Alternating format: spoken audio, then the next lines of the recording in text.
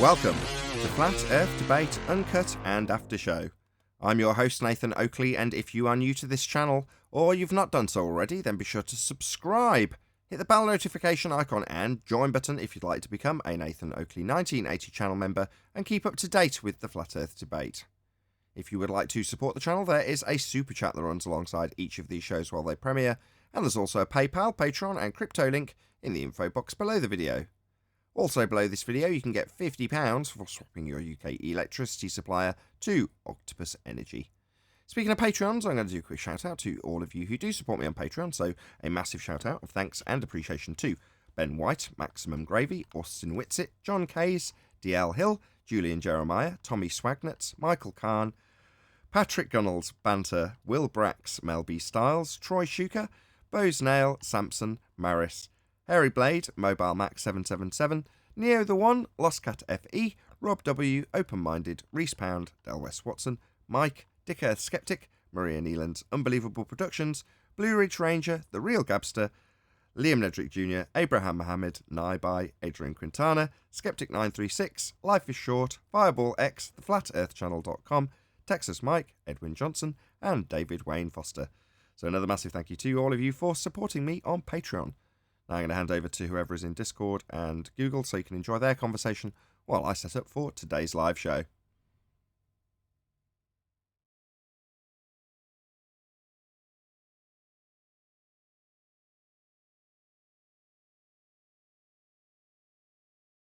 I'm having to relearn all this stuff. So I did it all at college. Did lighting and sound and learned all about all this kind of stuff. And then, 20 years later? Maybe 25 years later, you just can't remember any of it. Yeah, you gotta keep exercising something. Yeah.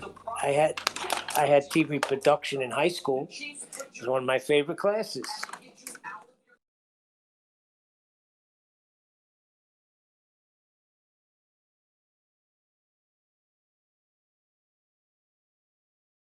Well, we'll see how it comes out. Hopefully it's good.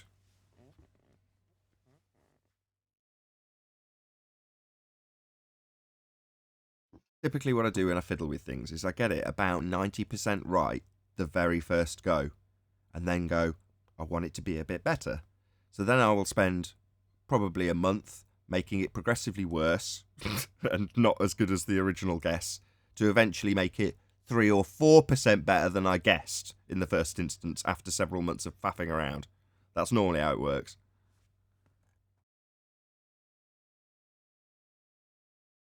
As a good example of that, about a year ago, I got a subwoofer.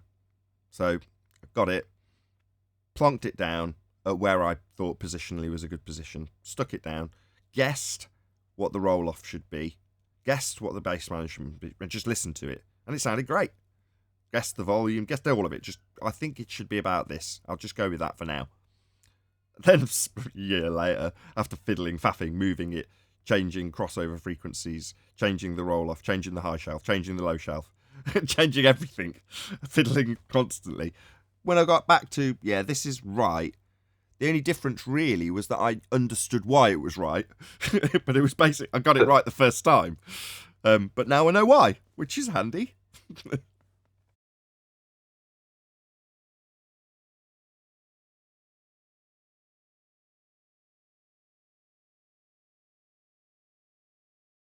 Whilst doing it, I learned one universal truth, which is that it doesn't seem to matter what genre you're covering in, especially on YouTube, because it's obviously open to anybody to make a video about anything. And there's no fact-checking, there's no person in charge that's going to tell you off for getting nonsense information out into the public. None of that is applicable, really. Yes, there are rules, but you know what I mean. Within reason, you can go on, make a video about something that you claim to know all about, and be completely wrong, but for the fact that there's a comment section to correct you, that's just an acceptable thing to do, right? Put a load of nonsense out there. And when I'm looking at audio stuff, trying to figure out, how to improve the quality of the sound on the show, I'll come across all sorts of bullshitters that just talk complete nonsense. Don't have the slightest idea what they're talking about, but they're still making a video and wasting your time when you get to the end of it and you go, that doesn't make any sense. I've attempted to apply what you've said and it didn't do what you said it would do. And then you watch Not only that. Go on. Oh, I'm sorry, I interrupted you. Well, I was just going to say there's just as many examples that are right that you can easily cross-check, and the bullshitters then expose themselves after you find out what's real. But many people will just stop there. They expose themselves even at the end of the video. Like one time I was watching to make put a screen protector on correctly. Like I wanted to do it right because they're kind of expensive, right? And you only get like one shot, right? And I watched this video on putting a screen protector, and by the end of the video, she had all kinds of bubbles on her screen protector. And I'm like, why am I watching you for advice on putting a screen protector if you can't get it on the first time? So that was just an example I noticed. So that was pretty bizarre. Yeah, because the whole point of learning that standards. is to get it right the first time, right? And she didn't get it right the first time. She got it like very wrong the first time. Yeah. In other words, have you got bubbles under your screen protector? Well, if you'd have watched me do it perfectly first time, you'd have known the technique. Watch me do it. You've got bubbles. Yeah? But you enjoy the video, like and subscribe. Yeah. Hold on, but that always happens. When I'm going to show somebody something in my trade, a new guy, I'm trying to show him something, and of course, when you try to show him, you get it wrong or you mess up somehow. And you got to say, well, don't do it like this. But this is the way you do it.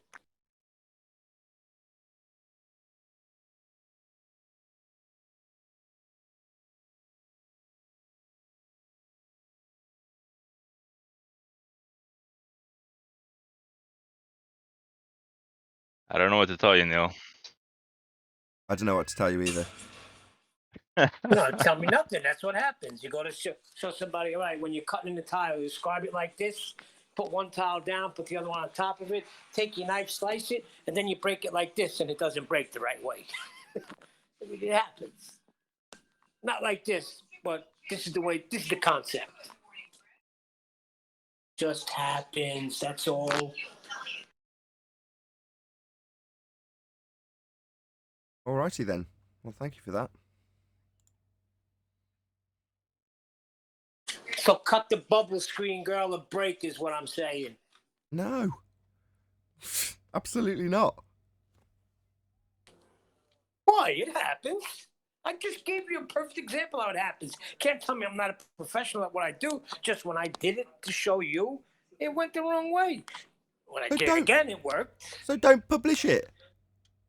I understand that you could say, oh, well, I agree with that. The magic of television, yeah, you got it right on your first go, because you did actually, on that occasion, get the technique bang on, but you haven't shown the 3 attempts you made where you cracked the tile wrong. No, I didn't. I just showed the one where the technique was done correctly, so that you could try and copy it.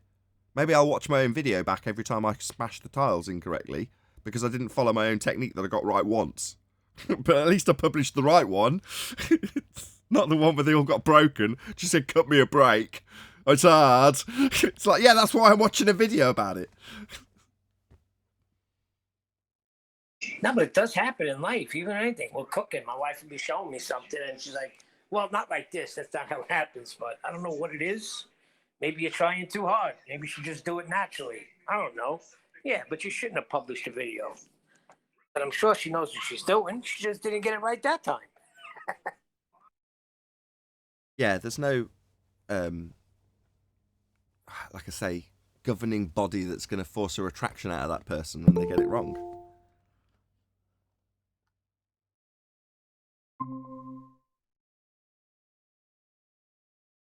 Watching one of, I was watching Arwin's video this morning, but before it started, I typically watch his advert.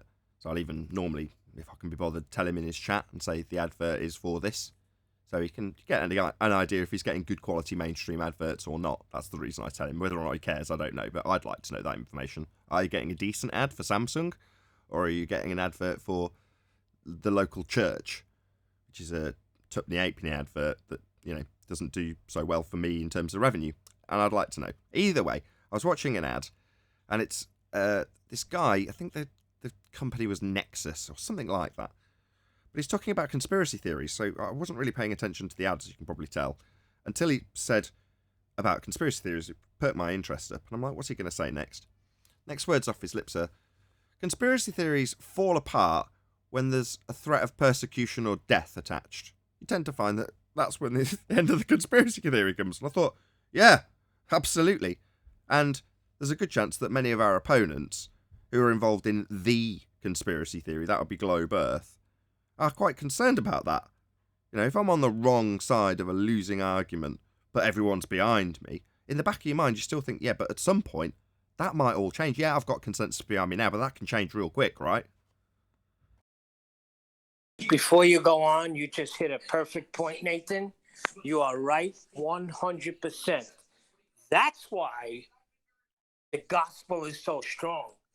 Because it was considered a conspiracy, this Jesus raising from the dead, until people started getting crucified, killed, and they still did not change. They stood firm on the fact that this man Jesus rose from the dead. That's all I wanted to say. Right, but they're always, the people on our opposing side, they don't necessarily want to prove their argument. In many instances, they're debunking their own argument, as we well know. What they want to do is shut us up. Well, why would they want to do that? Well, the reason is because we're shouting from the hilltops how wrong and fraudulent their claims are. So they might be on the end of some sort of persecution or punishment for it, should the tables turn and the consensus opinion from the normies, who they may kid themselves are like, oh yeah, they're all behind us, we've got consensus behind us. It's like, well, not really. You're actually anti-flat earthers, and the consensus doesn't necessarily agree with your anti-flat earth rhetoric. They're just blissfully unaware that the globe rhetoric they do hold near and dear, has been debunked. Now, for all of those normie people who, for the most part, if you ask them, they go, oh, what difference does it make? They're the kind of people that if you just tell them on the telly that it's not a globe anymore and you just start filtering in how it's flat, over time, they will just accept that as the norm in the same way, oh, right, we're not at war with Oceania anymore, they're our ally. People will just accept it. Now, what does that mean in terms of the anti-flat earthers? Well, it means suddenly they're the ones putting out this fraudulent information. Not only wrong in terms of how the world works, but wrong in terms of the original globe claim. You know, they're just wrong. Well, that might result in some sort of penalty. And I think they're probably quite scared of that. So what's the best line of approach if you can't actually overcome the argument and just shut... If you're right, and you just shut down your opponents real quick. It's easy, like we do here. Yeah, we shut down our opponents real quick because we're right. There's no endless babble about how they're right and we're not letting them talk. That's just an illusion they create after the fact. Oh, we're not getting our chance to speak, when we've put our claim forward really clearly and it's been pulled apart in less than 30 seconds. Then you get the hour and a half of going round and round in circles being told you don't understand, etc, etc. Because it's all they've got to do to leave the audience with a bit of confusion that thinks maybe they are right, maybe they weren't after the hour and a half of being told over and over again how their argument fails. Maybe they weren't being listened to. Because that's what they said at the end, just before they got kicked out after an hour and a half of non-stop chanting something that had been debunked over and over again.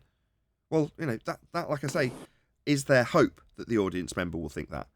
And even though 10% of people might be dumb as all hell, doesn't mean that the rest of them, the rest of the 80% of the normal people, can't recognise nonsense when they see it. Most people can. And because they're not committed to it in some sort of way that the anti-flat earthers are so committed to their shutting us down, let's not confuse it with proving a globe, because they don't do that. They want to shut us down so there's no chance that anybody will realise that they're out there punting nonsense. So best to shut down the people, shut down the messenger, stop the messenger telling everyone else how we're talking nonsense, because that might have some penalty attached at the end. Correct. And you know something? I never really paid attention to how you used to say that, how when you're in an argument, they'll look for a way out until yesterday. Was it yesterday? Yeah, I was listening to the show and you were at it with a Kumu virus and 10th man said something and he turned to 10th. I was like, wow, Nathan's right. Did you call my name? Yeah, sorry, I cut you off really badly yesterday. No, Yeah, it's but okay. But Akuma Virus did do that. He ignored everything Nathan was saying, but heard you say something and turned to you. So Yeah, they're that looking is a for- tactic, boy. That's like a pressure release for them because Nathan's got them over the barrel. It's just like Bob the Science Guy. What's the sextant for? Oh, it's an instrument to measure angles. All right, but it can't do triangulation. Well, it's over right there. You don't need to talk to that fool anymore. But they will happily spend an hour chewing out your time and wasting it, talking complete nonsense and explaining how you don't understand the rhetoric that's been pulled apart when they've got a fundamental flaw in what they're claiming. They won't listen to the response, they'll fundy mute you while you try and correct them, because obviously it couldn't possibly be the case that a flat earther's correcting their nonsense they've got wrong. Yeah, why would anyone continue to talk to a person who pretends to be a mechanic when they need their car fixed? Yeah, that's a good analogy. So yesterday, right, it's like, this is our house, right? And in that analogy, there's a broken down car on the driveway. And someone comes along, a Kuma virus, and says, I can fix that for you. What you're doing with it's all wrong. And you go, okay, well, what should I do? Explain it to me. And they explain it to you, arse about face, completely incorrect. And you go, why are you even talking to me? Go away. They're like, no, I want you to sit here and tell me how stupid I am for the next 4 hours. No, just go away. You're an idiot. And what you said was incorrect. I know it's incorrect, and I've even spent my time now, wasting my time, correcting you, and you're now challenging me on my correction of your mistake, but you still think you're worthy of spending time here. Like, what the hell is going through your head? It's a clear sign of needing attention. Yeah, well, he hung himself with the day before with the it's not moving far enough, there's not enough distance, and then the next day going to a pendulum and don't move at all. Travel. So you're saying it's not travelling a far enough distance. It's like, okay, so some distance Correct. is okay to say it hasn't got an effect to observe.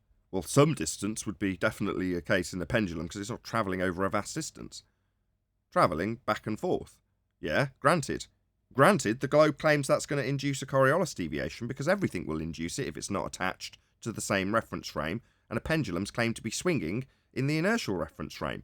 Therefore, yeah, you'd expect to see the effect if Earth was turning underneath it. That is the globe claim. However, he, as a fundy muppet anti-flat earther, has told us, no, we won't see Earth turning underneath if it's not travelling a significant enough distance. Meanwhile, a pendulum will show it when it's not travelling any distance. It's like, well, that's a contradiction in terms, based on your argument from the anti-flat Earth perspective. And further to that, he just appealed to somebody on the flat Earth side who had given the incorrect globe rhetoric. Well, that guy on the flat Earth side said the globe says we won't experience Coriolis on the equator. It's like, so you're going to latch on to somebody in the crowd who's claiming something that isn't correct in terms of globe rhetoric, doesn't confirm whether or not you're saying there will be or won't be drift, but just confirms some non-point that doesn't make sense for anybody's argument. It's like, yeah, you'll flail all over the place to latch onto anything that might save you from the embarrassing position that you find yourself in without any proof of Earth spin. And then what was the other one? With the illusion? What was trying to measure an illusion? Describing Newton values, a force, to a not actual deviation. So if you're describing it in most simplistic terms, a roundabout and ball thrown over the top of the roundabout that's spinning, and you're observing the ball from the spinning roundabout, the ball that's travelled from the hand of one person on one side of the roundabout to the hand of the other person directly opposite, 180 degrees from their position, not attached to the roundabout. All they're doing is throwing a ball back and forth, back and forth, back and forth over the top of a roundabout. But from your position underneath, you see it seemed to take all sorts of curved, crazy paths, because you're spinning beneath it. Well, that effect of it seeming to take a crazy curved path is the effect of Coriolis deflection. That's what the Coriolis force is. A not actual force that makes balls travelling straight seem to curve. Well, that seeming to curve was ascribed a Newton force value, i.e. how much it's going to push the ball in the curved path when it's not actually moving in a curved path. Now, at that point, I waited for him to concisely summarise it without any interruption, really clearly state his position, and then I laid into him, like as much as I could muster, because at that point you're demonstrably stupid, but you're here telling us, you don't understand. Well, how dare you, get out.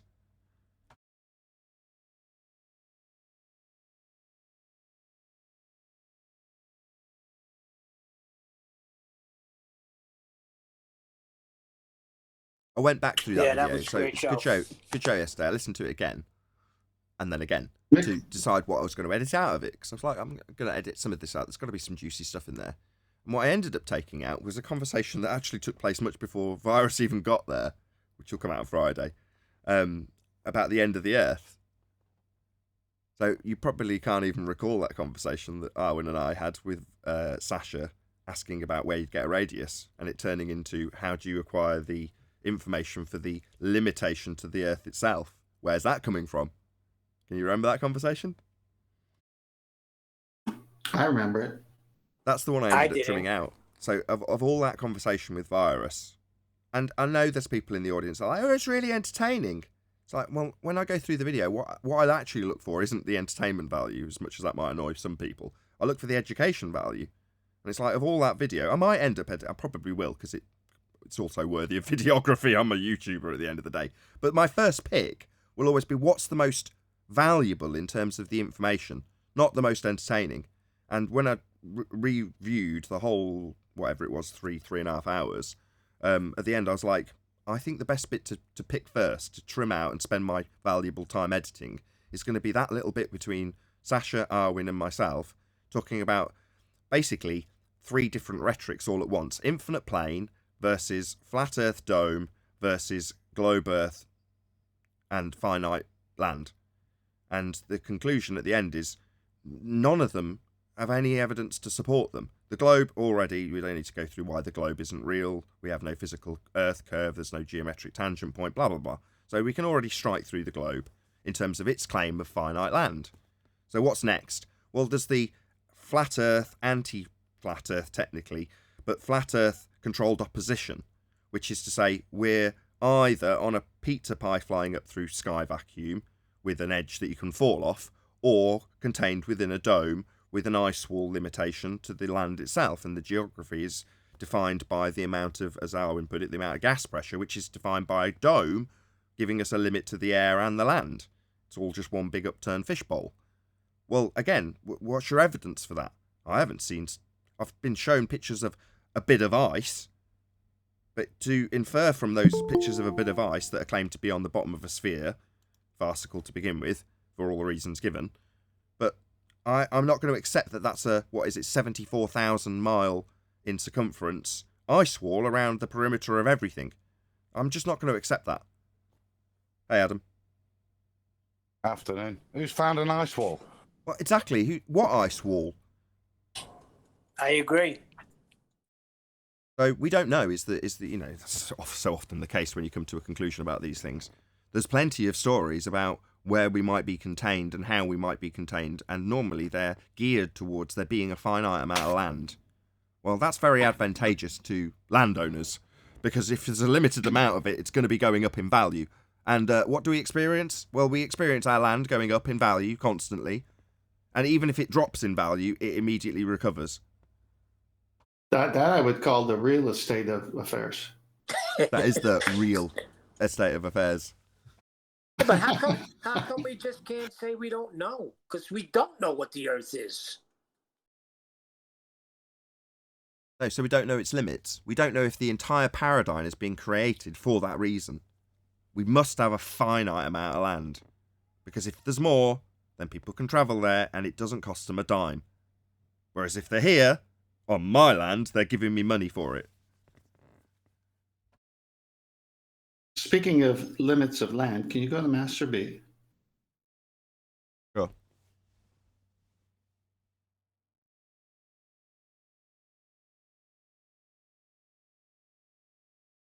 Hey, do you want the photo first?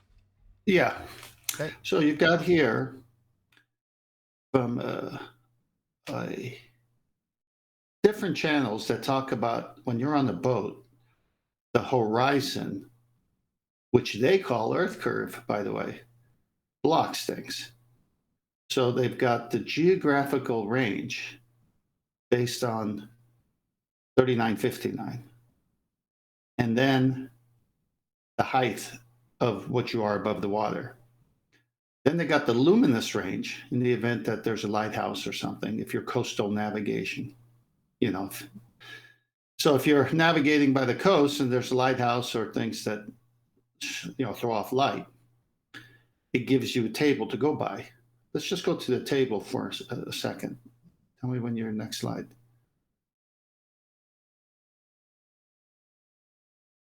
Okay. Geographical range table. So it starts here at 5 feet, 1.5 meters. And distance is always in nautical miles, 2.6 nautical miles. I found one that said 1 foot, and then guess what it had? 1.2, just like the Black Swan, right? So this is the same math that's there in 3959. So he says at the bottom, example, determine the geographic visibility of an object with a height above water of 65 feet for the observer with a height of eye of 35 feet. So the lighthouse is 65 feet. The guy on the ship is at 35 feet. So you go to 65 feet on the chart, as you can see there, and it's at the bottom of the left there, it's 9.4 nautical miles. Then you go to the chart where it says 35 feet, and it's just before that, so that's 6.9 nautical miles. And to the right, you see you've entered those two numbers, and now your computed geographic visibility is 16.3 nautical miles. Your geographical range is obviously where Earth curve is. Go back to the original slide. So as we have on the first one here, a ship at the geographical range, but beyond the luminous range. Light is not visible, but the structure is visible by day. So obviously here, you got fog or weather blocking the luminous light, but once that goes away, it's daytime, you get to see that lighthouse. Okay, Earth curve is not bothering you here. So the next one is ship is within the luminous range, but beyond the geographical range. The lume of the light is visible, but not the light. So here you see the luminous light, but you can't see the lighthouse. Okay, because Earth curve is blocking it. Next one. Ship is within the luminous range and the geographical range. Light is visible, so everything's visible. So now you think about our argument with the black swan and them saying Earth curve is, horizon is not Earth curve. Well, it's opposite for navigation because the ship's captains know that the horizon is Earth curve and that's where the curve of the Earth is, supposedly. But it's all optical and we know it.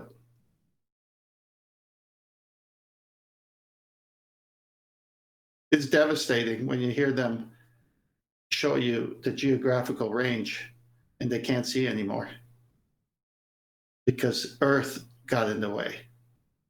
And yet these anti-flat earthers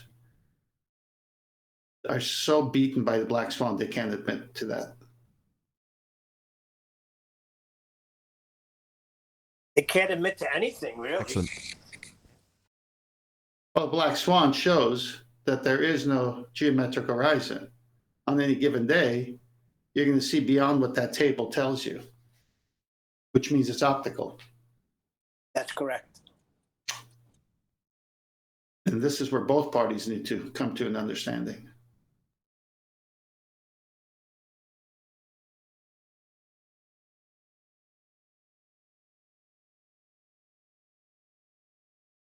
The television has a lot of power, though, 10th man. A lot of power. That's why they call it programming.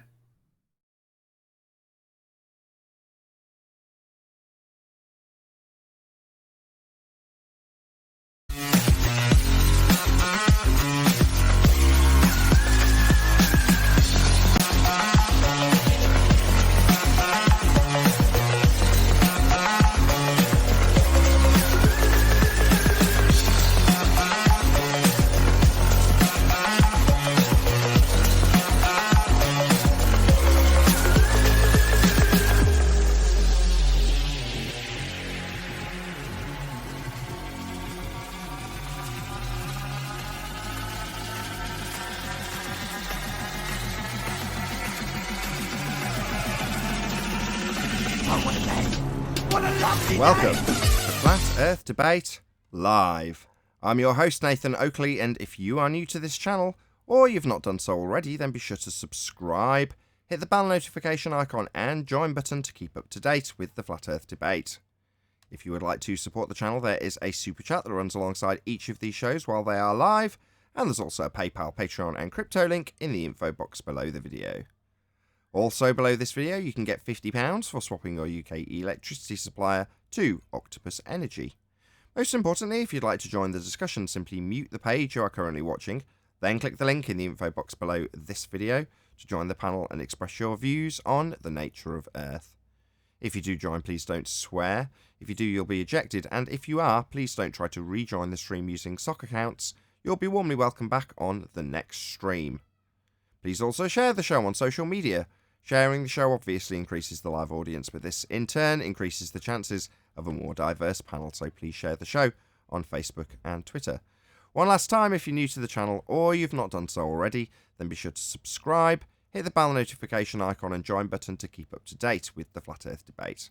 Now, we are joined by Neil, 10th Man, Brian's Logic, Adam Meakin, and a whole bunch of people in Discord. So welcome, one and all. How are you? Hey, good morning. Good morning, everybody. Good Very well, morning. Neil. How are you, Neil. sir? Very good to have you all. Any more niceties? Did you want to answer him, 10th? I'm sorry. I just got back from getting tea. What did I miss? Said, how are you? No, I'm fine. Hello. Hey, Owen. Hey, Arwen. Good to have you. Any evidence of a physical geometric sphere-edge horizon, formerly known as the curve of the Earth? You're going to need R for that. Best answer. We all They're see. caught in between a black swan and an R value. Did we all catch Mitchell from Australia's show yesterday? Yeah, that was fun, wasn't it? It was. I got great. him the. You're going to need R for that late. So I missed. I wasn't paying attention. It didn't sink in when Adam said, which he did because I watched the show again. He needs it today. Obviously, I didn't get that. And then when he was doing it, the bit, I was like, that's what he needed those things for. So I send them off to him there and then. I'm like, oh, damn. That was a waste of effort because he didn't get to use them. But just basically all of the panel saying you're going to need R for that. So my R went in vain? And no, he said it'll be used again. He did respond to the message after the fact, but obviously his show had been done then. No, that was a great. I mean, he had the flow yesterday when he was doing that show. He had some mojo. I think all of his shows are like that. He did say that at the end, and I Yeah. picked up on him saying, "Oh, this is one of my best shows." I'm like, I don't know about that. All of your shows are like this.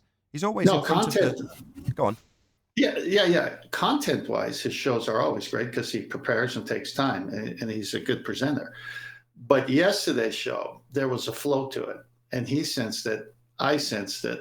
I think that's why he commented on it.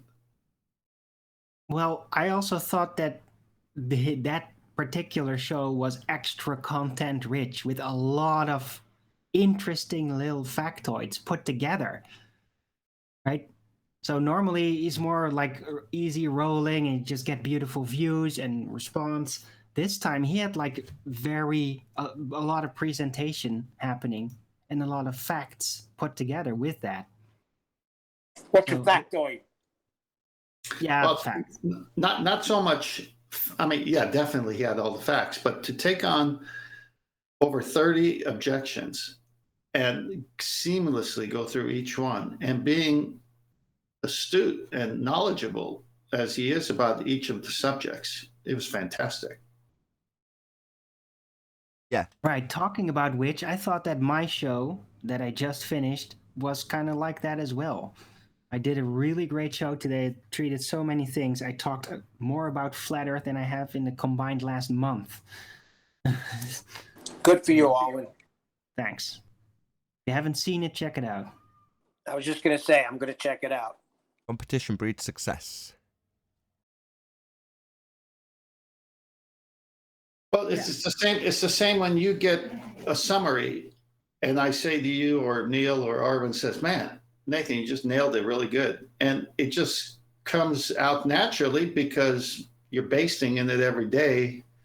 But sometimes it's a drudgery because you're dealing with an anti-flat earther. Another day you're dealing with one of us, and it's just a nice back and forth. And then the opportune time comes where the knowledge is there, the time invested on the subject matter has been emptied out, and all of a sudden you go on the rant. I wouldn't say it's a rant, it's more of a summary.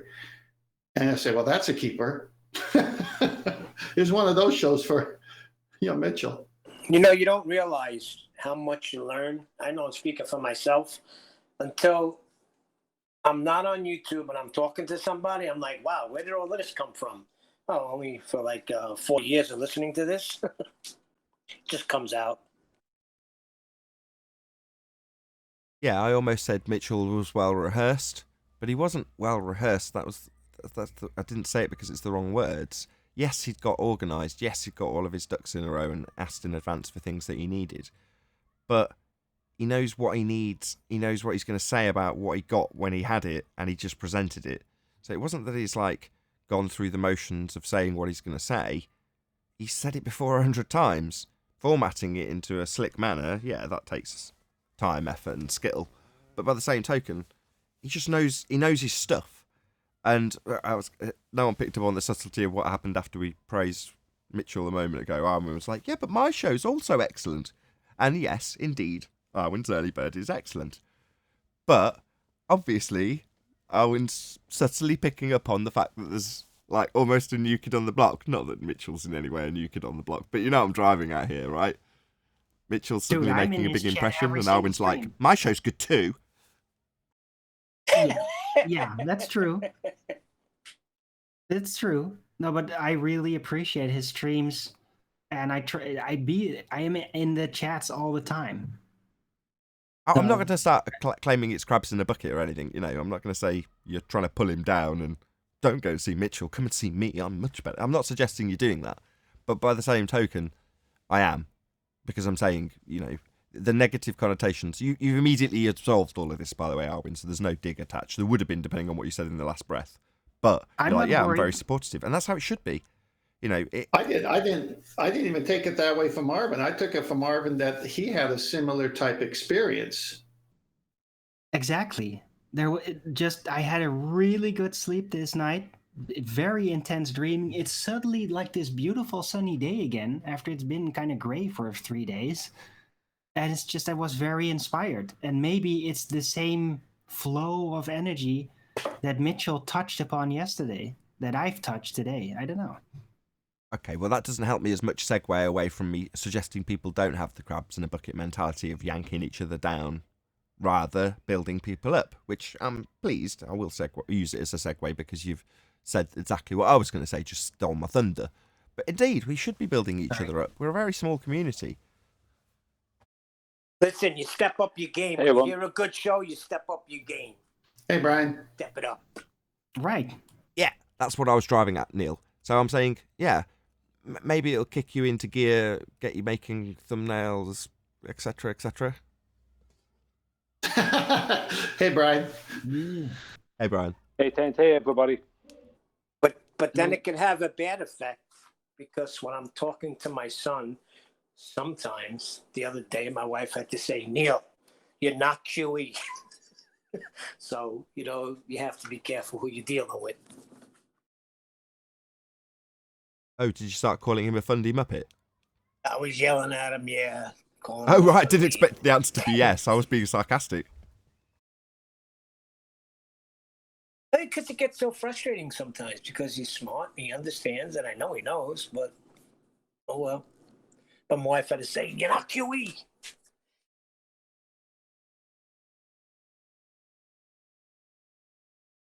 Well, that was Earth curve question. Any evidence of axial rotation of the Earth-based variety? No, you can need R for that too. You can need R for all these questions, except for that one where they only observe. And then you're still going to need it if they start guessing. The show must go on, Kent. I know. Just summarizing it. I'm getting my flow. Come on. I might as well get that one out of the way then. Any single viable hypothesis from any of the fields of astronomy, cosmology, or astrophysics? No evidence. No scientific evidence. But the sheer... go on. All right, thanks, Tent. I was going to say, is there any of those for anything they claim? No. In any part of their model? Oh, right. Now with that qualifier, no. Well, if they're going to claim scientific method for part of what they claim, then we're going to be fully within our rights to say you got to apply it to everything you claim. There's nothing that's going to link back to heliocentric claimed to be proof of a sphere that has scientific validity attached. No, Brian. Yeah, because, you know, that is, like, we're speaking about the natural world. natural science is about cause and effect. The scientific method establishes whether something is the cause of the effect. You know, that's what we've been talking about for 6 years, heading for 7. I mean, not one viable hypothesis from any of these people, for any of these claims. And it's born out of experimentation, right, Brian? Well, if you're going to claim something in the natural world, you have to be able to either prove it through scientific method, or you have to be able to admit that it's not something you can prove through scientific method. Like seeing the stars rotate above us and saying it's us rotating. That's not something you can put through scientific method. Yeah, but they won't even speak to you if they know that you're a flat earther. Astrophysicists will not even talk to you. I'm talking about everybody, everyone who believes in this, everyone who makes the claims, whether they are Joe Normal to astrophysicists, whoever. There's not one viable hypothesis, not anything. All they have ever produced is claims and calculations and nothing else. So from the super chat, James Richards says, no hypothesis in any of those fields. Strictly pseudoscience, or better yet, quote unquote, story time. Right on. Thank you very much for the super chat. Yeah, well, we got to the moon because the amount of gas that was purchased and used. No? Well, they didn't even say purchase. They just said calculated. Do you know what I mean? That was Neil deGrasse Tyson, wasn't it? Oh, they didn't even buy it? Well, I didn't see a that's receipt. a problem. Well, the reason they don't talk about it is because someone knowledgeable will say, can I see your hypothesis? Can I see the scientific method that you went through to make such a claim? That's why they won't talk about it, because they never went through it. Well, if you notice something that our opposition have been doing for 6 years is they always try to scattergun with claims because they never want to get held down to one scientifically. You know, not practically or scientifically, they never want to get held down to it because it's not something they can actually support. Practically, they can only ever show false equivalency. And when it comes to scientifically, they got nothing but calculations. So they got false equivalency for physical demonstration, or they've got calculation. They don't have an actual demonstration of their claim, or scientific evidence, or both to back any of their claims. Yeah, but what do calculations prove? It just says it only exists in the math. Right? Well, yeah. So then they prove math. Well, it only exists in the math, but now you got to transfer that to reality. And if it can't transfer over to reality, well, that's a nice little problem you sketched out on a piece of paper, but it has nothing to do with the world I live in. Right. Like, how are you going to keep up with the unicorn feed through the winter, given that they eat magical starfish? Now let's calculate how many magical starfish we need to keep the unicorn. What is it? A herd of unicorn? God only knows. A pride? Let's call it a pride. How are we going to keep the pride of unicorn going through the winter with the magical starfish? Let's calculate that. Now, when someone comes along and says, yeah, but where does that translate into reality? You go, well, it doesn't. Well, it's the same principle. It's not translatable into reality. Mathsing dark matter or gravity or any of the other nonsense stories that they come up with.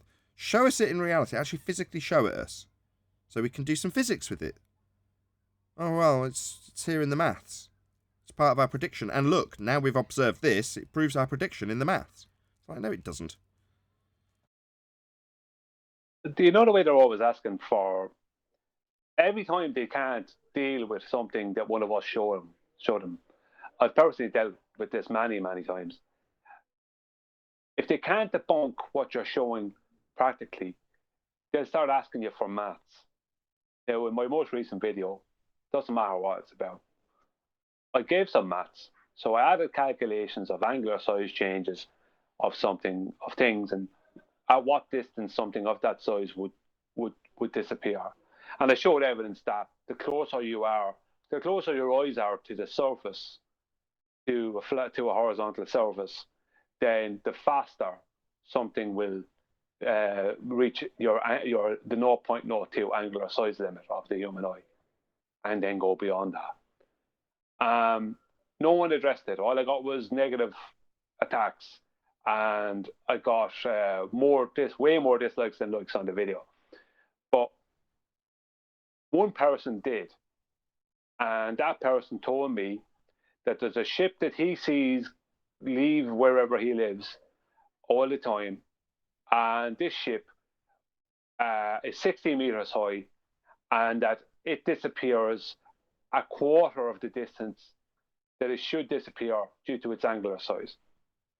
So what that is there is I'm supposed to have an argument with him then about his claim of distance and size of ship.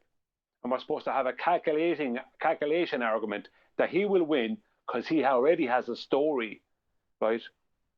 That's based on a claim that's only just a story.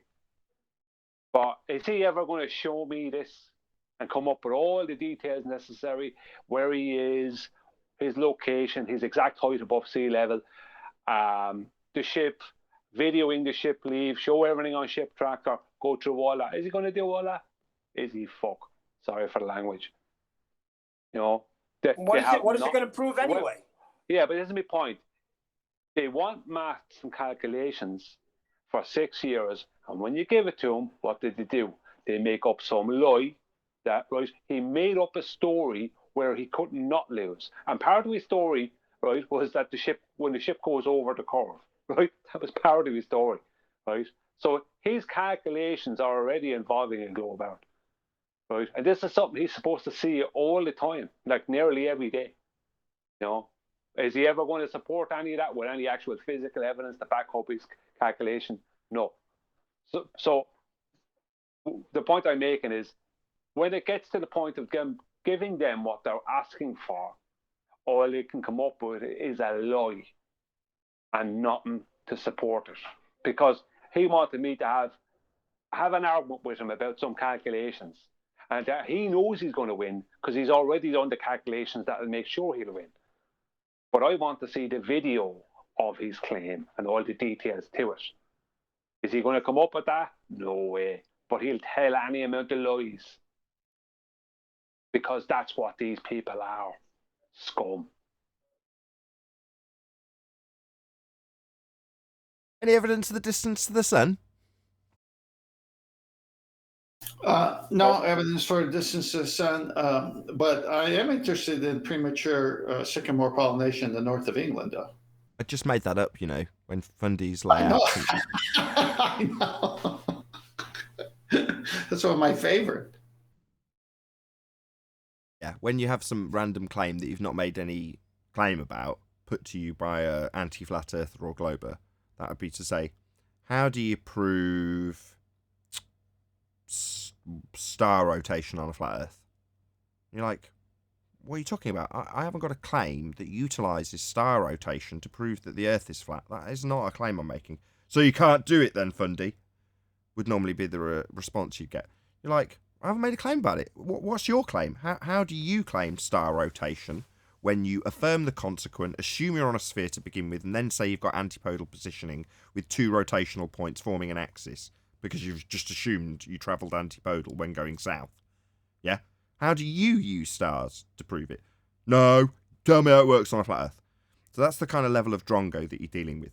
So typically, what I used to do, I haven't done it for a while, you say, well, how do you prove premature sycamore pollination in the north of England on a globe?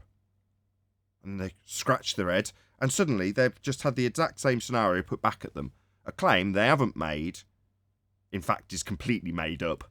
There's no such thing as premature sycamore pollination in the north of England on a globe. I just completely made it up. But yet they'll try and justify it on a globe because they're thick. They don't realise that their burden of proof has just literally been twisted into a new example and put back at them, albeit with something that I've literally made up on the spot, or had when I did the first time.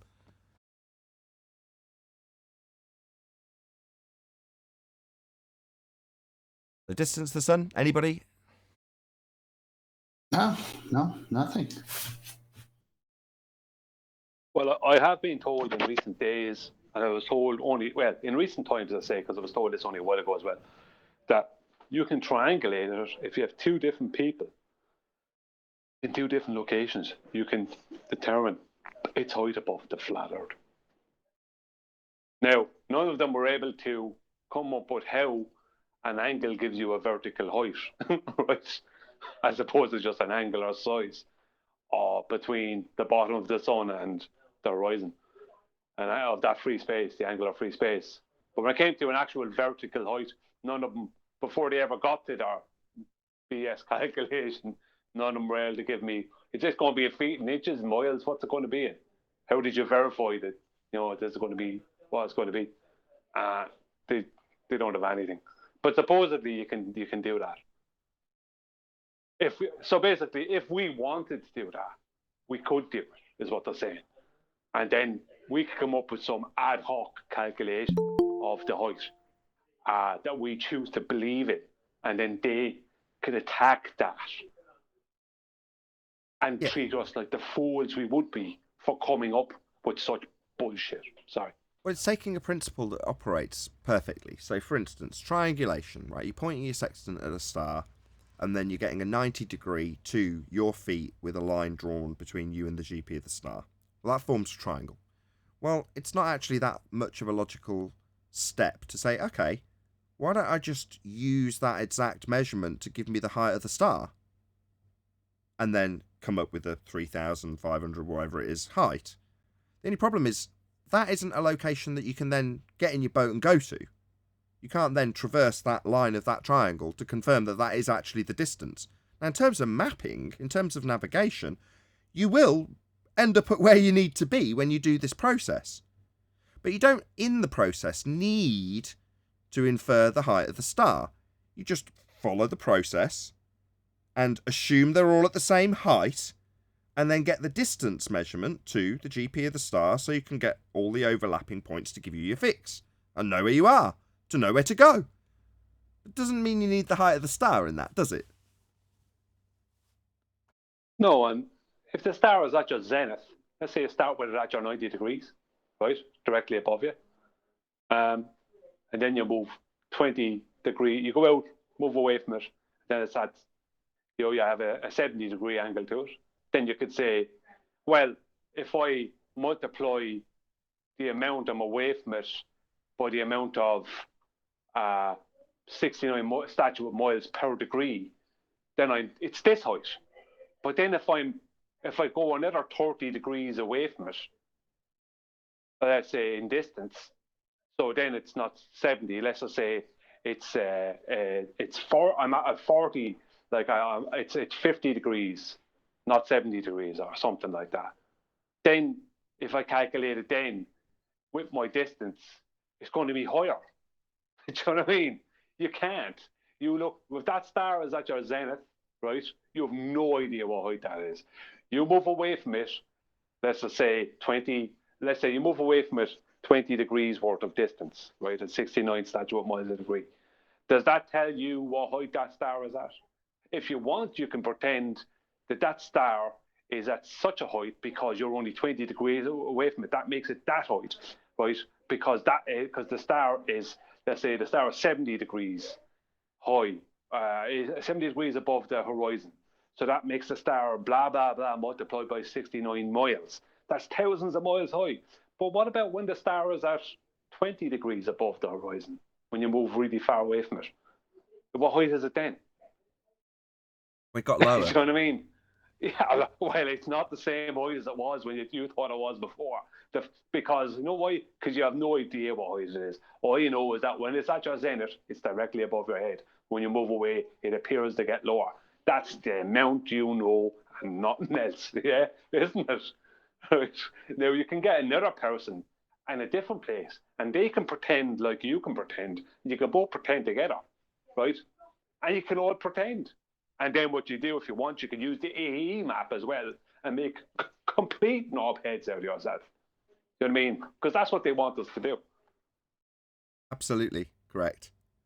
Now, when we utilise a tool that has geographic implications by way of the axioms that you must accept to use the tool in the first instance, it's only going to go one way in terms of what we're using it for. That is to say, it's demonstrating a flat plane. It's utilising a flat plane by way of the fact that it uses straight lines. Now, you beautifully summarised this, Brian, and I'm glad it started with a row because it really cemented it in all our brains when you got very frustrated about the fact that you take all optical aspects out of this measurement when you do the height correction. When you drop your line down to the ground, suddenly you're just dealing in geometry, right? Yeah. Horizon dip correction. No more optics. Yeah. So you've just got a straight line between you and the GP of the star, wherever it is, in geometric terms. Straight and flat. What's that? We've got to count for optics. No. That isn't what we're doing. We're doing the dip correction to make it purely geometric. Yeah. That's the whole point of it. The whole point of it is that you're calculating a straight line distance along the surface of the Earth. And what's the best way to do that is to have the line at the surface of the Earth, isn't it? Not at your eyes, if you want to be precise. And the more they do that, the more precision they get. And the better the mariners and the more experienced they are, the better precision they get. But if they don't do that part, no matter how good they are, they'll be out. They might be in the ballpark, but they won't be precise. Exactly. Factoring in the optics can be done, but the whole purpose of the corrections that you're making in terms of height correction, otherwise known as dip, is to take it further away from the optics and closer to the geometric, to the point where when you've made the correction, you're making it to make it a geometric perfect triangle. Yeah, that's the whole point. It's an absolute triangle with a flat base, assume flat base working along a flat surface. And, you have a line from underneath your boat, the water underneath your boat, to whatever, 2,000 miles to the GP. You have another line from that up to the star, and another line from the star to you as an angle. Or, sorry, back to where the line left underneath your boat. So the vertex goes of the angle goes from your eye line down to the water underneath your boat. And that gives you precision. If you don't do that, no matter how good you are, as I said, you won't have the same precision. Any evidence of a self-perpetuating molten iron core at the centre of a presupposed spherical Earth? Well, I have seen... Morning, fellas. Sorry. Hey, Chocolate. Hey, Chocolate. I have seen absolutely no evidence of a reverse... what do they call them on bikes? The lights on the bikes? Were you on a push bike, on a cycle bike? Remember? Reflector. No, you remember the... reflectors. No, not reflectors. Spokes. Remember the things... Handlebars. You push them onto the wheel and it turns a wheel. And it gives you power. Dynamo. Dynamos. Hold on. Everyone be quiet. Hold on. Is it dynamo? Yeah. Well remembered now. Thanks, Adam. Yeah, because what they're speaking about is a reverse dynamo. It's the only time that we know about in history where electricity creates magnetism before magnetism creates electricity. Well, that will generate a conversation. That'll put a charge to it, that's for sure. Any scientific evidence of gravity? Before we go there, Nathan, can you go to Master B to the 29-second mark of this video to cover the dip correction? You don't have to play too much of it. Or whose video is it? It's somebody else's, but like you always do like 5 seconds or something, if you want to. Have a little looky. This is how fast YouTube is with Brave.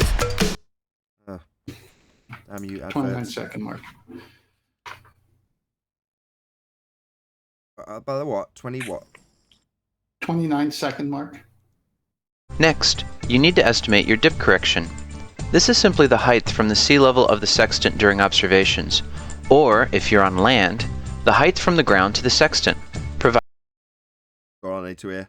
Perfect. That's it. Sorry if that ground to the section. Sorry if that blasted your ears out in the audience.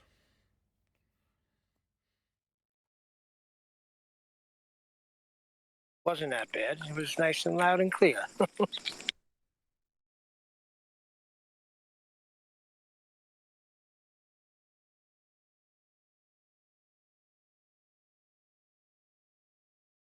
Did we get scientific evidence of gravity or what? What's that? No scientific evidence. What is gravity anyway? For years, I was told it's keeping me to the Earth. Otherwise, I would float away. What, like gas does? Yeah, maybe Gas that's it. seems I to would do that. become a gas. You become weightless like gas. Yep, gravity's what's keeping me grounded. What about gas? Gas does that. Can I No, pass it on that? doesn't work with. Gas is anti-gravity. It doesn't work with gas, but yeah, he passes gas. So no scientific evidence of gravity? No? Moving on? I've actually forgotten where we are in housekeeping. I've done it out of order completely. Any evidence you can have gas pressure without the necessary antecedent of a container to press upon?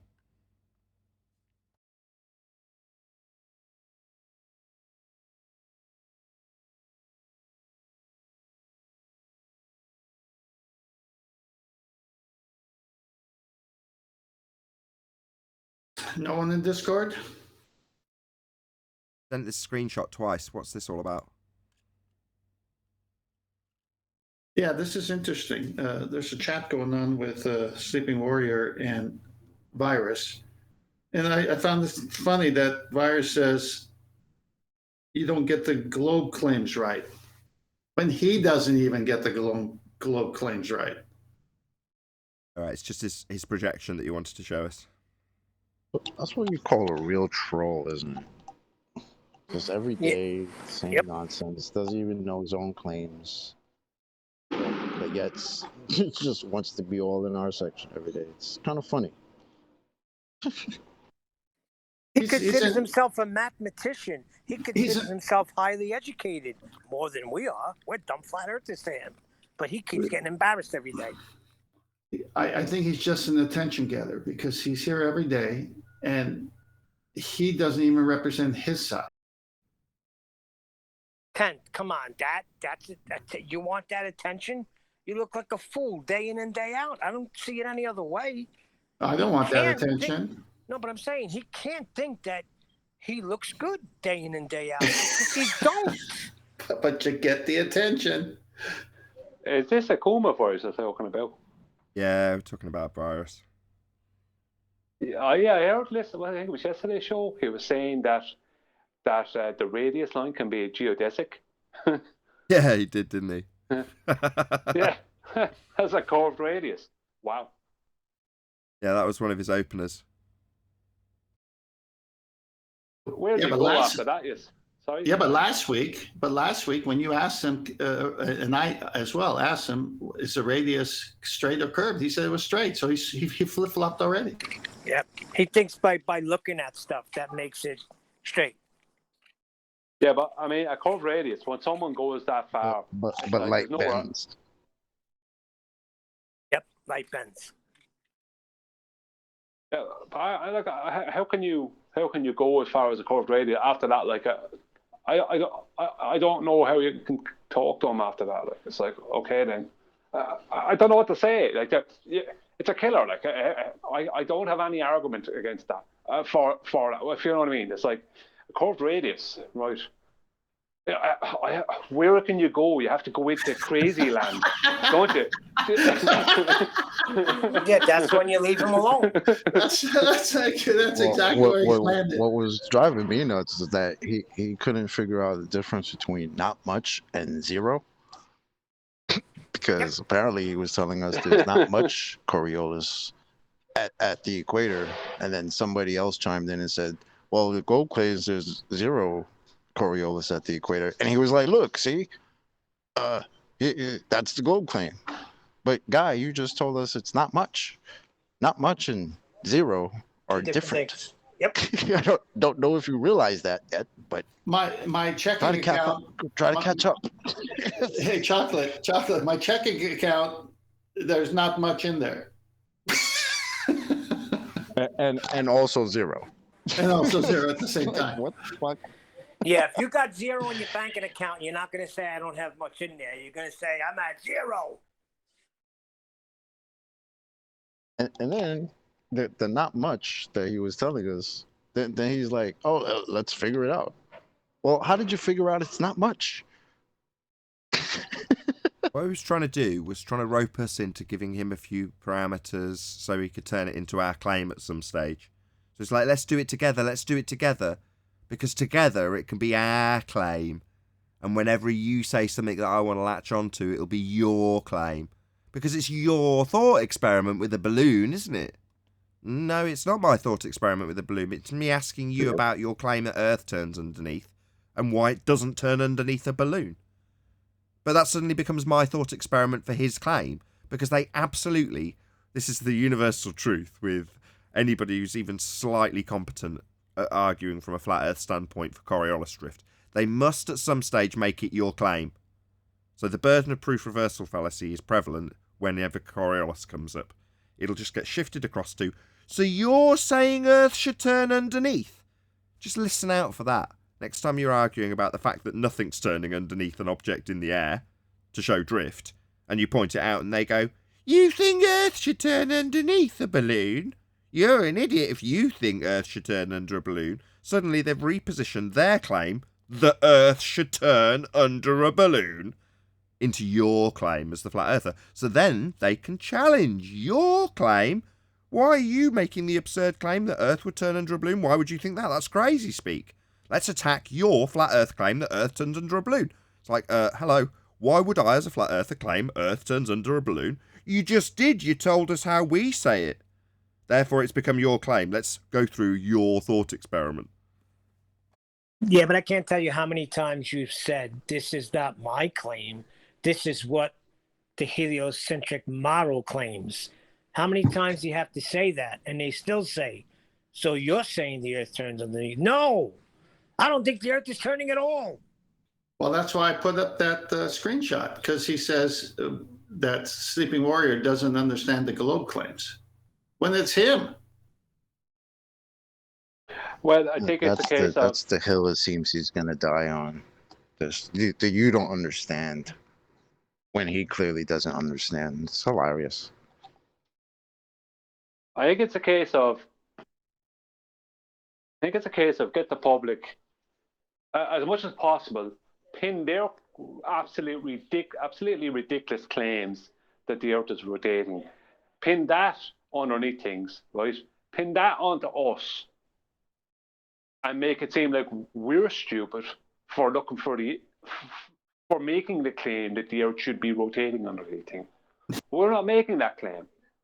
That's never been our claim. Our claim is completely opposite. We're pointing out your claim, but your claim is so ridiculous, their claim is so ridiculous, that they have to project it onto us and try and tell people we're make it out as if we're stupid for expecting that. That's exactly what I was just going to say. It sounds so bad when we repeat their claim. They can't have it, so they say we're making it. No, we don't want that. We're not. Exactly. No, that's you guys. Yeah, we point out very succinctly that globe, Earth, claims Coriolis effect. Coriolis effect is the effect induced as you turn underneath stuff. Ergo, the globe claims we turn underneath stuff. So, you put it to a anti-flat earther. The globe claims we turn underneath stuff, and we don't see that happen. And their brain scrambles and goes, so you're saying Earth should turn underneath stuff? No, I'm not. That's a globe claim that I'm highlighting so I can debunk it when I point out nothing's turning underneath anything. You know what I noticed a lot more of with Virus yesterday? There was a lot more of that laughter yesterday. I think 5 or 6 times he said, yeah, go ahead, Def. A lot more laughter coming out of him. What I did notice is that And this is a common trend, unfortunately. And I'm not attacking the lad, but there was a lad came in, you could be listening now, I don't know who it was, came in from Discord and said that the globe claims that there's no Coriolis effect at the equator. And that virus had claimed that there was some, right? There was some, right? Or a small bit or whatever. And Nathan corrected him saying, no, there is claimed to be Coriolis effect at the equator. There's claimed to be 15 degrees an hour everywhere, right? Right? That's how they explain sunrise and sunset, right? The lad, I didn't hear him after that, if he said that after that, but I think he just kind of went quiet after that. But all that is that he's on Discord, this lad, and he's arguing with these people. And every time Coriolis comes up, they're talking about this complete globiolus nonsense that they've been pushing for years and not addressing the actual Coriolis effect. And it's at a point, because I bet you that lad does know what Coriolis was from the way he said it. He does understand it. He has been listening in. But he's been duped. And I don't mean this in a bad way, because it can happen to any of us. Duped because of arguing with these people on Discord into the position where he actually said that their claim is that there is no Coriolis effect at the equator, when that is not true, right? But because of arguing with these people, probably he could be arguing with them several times a week on Discord, because of arguing with these people, even though he himself, I'm pretty sure from what he said, knows what the Coriolis effect is, right? And could explain it. But because of arguing with these people, he comes out with their globiolus claim. Yes, you're right, Brian. No, Basically, actually, that was me, and I was just pointing out that he can't hold, like he was holding both positions at the same time. I know exactly what you're talking about globiolus, and I'm holding him to either or, like take a position. You know, I even did that after the show was over, and yeah, he kept pretending that he was trying to pin it onto us. You know. Yeah, it does get complicated. Which was because, dishonest. Because we're trying to hold him to his previous arguments as opposed to globe claims. So it's thrice as complicated, because you've got the globe claim, the anti-flat earth claim, and his claim from the day before where it won't be affected by vast travel. So correct me if I'm wrong, almost exactly. You're saying, well, I'm just trying to get him to tie to a position, regardless of it being the incorrect position. So if he's going to tie to an anti-flat earth position of globiolus, then let's tie you to that position so we can pull it apart. Am I correct? Yeah, exactly. That's what I was trying to do. I even clarified. Well, it was very confusing. Get out! I think it was great because it just illustrated piping the up from flip-flopping the immediately. That's why I shut up. No, it's fair enough. Unless you've got 25 to 30 seconds for every single counter-argument against an anti-flat earther to put in a string of disclaimers about whose position is being clarified and how that position doesn't work, then it's going to be immediately spun into you've got the wrong globe position, or it's your claim suddenly that the Earth doesn't turn underneath at the equator. It's like, no, I'm trying to get the opponent to tie himself to his position. It's not suddenly my claim. But we're so used to anti-flat earthers doing it. When somebody from our own side says, the globe claims there's no Coriolis effect on the equator, it's like, no, that's not what the globe claims. The anti-flat earth claims there's no drift to see on the equator. It's like, hang on, whoa. There's supposed to be drift. Our opponents tell us there wouldn't be any expected on the equator. What gives? Let's set them against each other. We don't even have to get involved anymore. It could get I don't know really if you guys confusing, could hear me. I was saying, sorry, buddy. Go ahead now. I'm sorry. Almost exactly. No, I'm just gonna quickly say that if you listen back, you'll find me actually clarifying and saying, no, that's not my position, right? But yeah, sorry. Go ahead, Chocolate. That did come through. Maybe not to the G Plus channel, but it came through to the audience, or it will do when that show gets released tonight on my second channel. Subscribe today to Nathan Oakley channel. Go ahead, Chocolate. Hey, you guys. Good morning. I didn't even mind. I liked it because it illustrated the flip-flopping immediately. Like how you just went back and forth with us for 45 minutes saying, well, there's not much Coriolis at the equator. And then as soon as somebody says there's none, and you're like, look, there's none. What? You just told us it's not much. Now it's none, and you're cool with that? It just demonstrates how ridiculous their reasoning is, and how he doesn't understand his claims. Yeah, they have to hold two mutually exclusive positions. Hold on 1 second, almost. They have to hold two positions simultaneously. The position that Earth's going to give them Coriolis effect, again, I'll summarise, Earth turning underneath stuff, that's the standard globe claim. So they have to hold that position, it's the standard globe claim. However, because it doesn't happen, they also must hold the position that you wouldn't expect to see the globe claim. They must hold both. Now, obviously, that requires a lot of cognitive processing to reposition whichever one they're not arguing to be the opponent's position, even though we don't hold either. I'm going to say it one more time.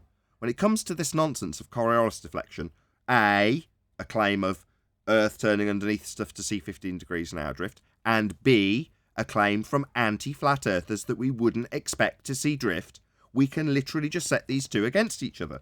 Go ahead, almost exactly. Then Stigoli's trying to get a word in. Yeah, I was just saying that was the aim of what I was doing, to show that contradiction right there. Yeah, I think we were all on the same hymn sheet. That very much came across, and I may well edit out that section for that very reason. Also, I got told off because it was quote-unquote a shit show by one of our own side because we're going round and round and round and round and round in circles. Well, that guy exemplified what my opponent in that instance, Akuma Virus, is trying to achieve. Get it to the point where everyone around you so sick of it going round in circles with you not conceding that everyone wants to move on. And then he doesn't have to concede, right? Because he's turned it into a shit show where he just goes round and round in circles. And then he doesn't have to have the embarrassing defeat admitted to or toddle on of his own volition after losing. None of those things. He'd rather stay for 4 hours than do that. But the guy in the wings is like, yeah, this is a shit show. Yeah, that's what they'll turn it into when they lose. And I'm here to highlight that. That's the point of the show. Go ahead, Scully. Yeah. Yep. And you don't like it, kick rocks. Thanks, Nathan. Hey. That's right, Chocolate. Thanks, Nathan. Hey, everybody. I just wanted to introduce a new person that joined live stream, Dagodian. He's a Glober. He was saying that this was a circle jerk. There were no Globers in chat, so I invited him in. Want to introduce yourself again, Dagodian?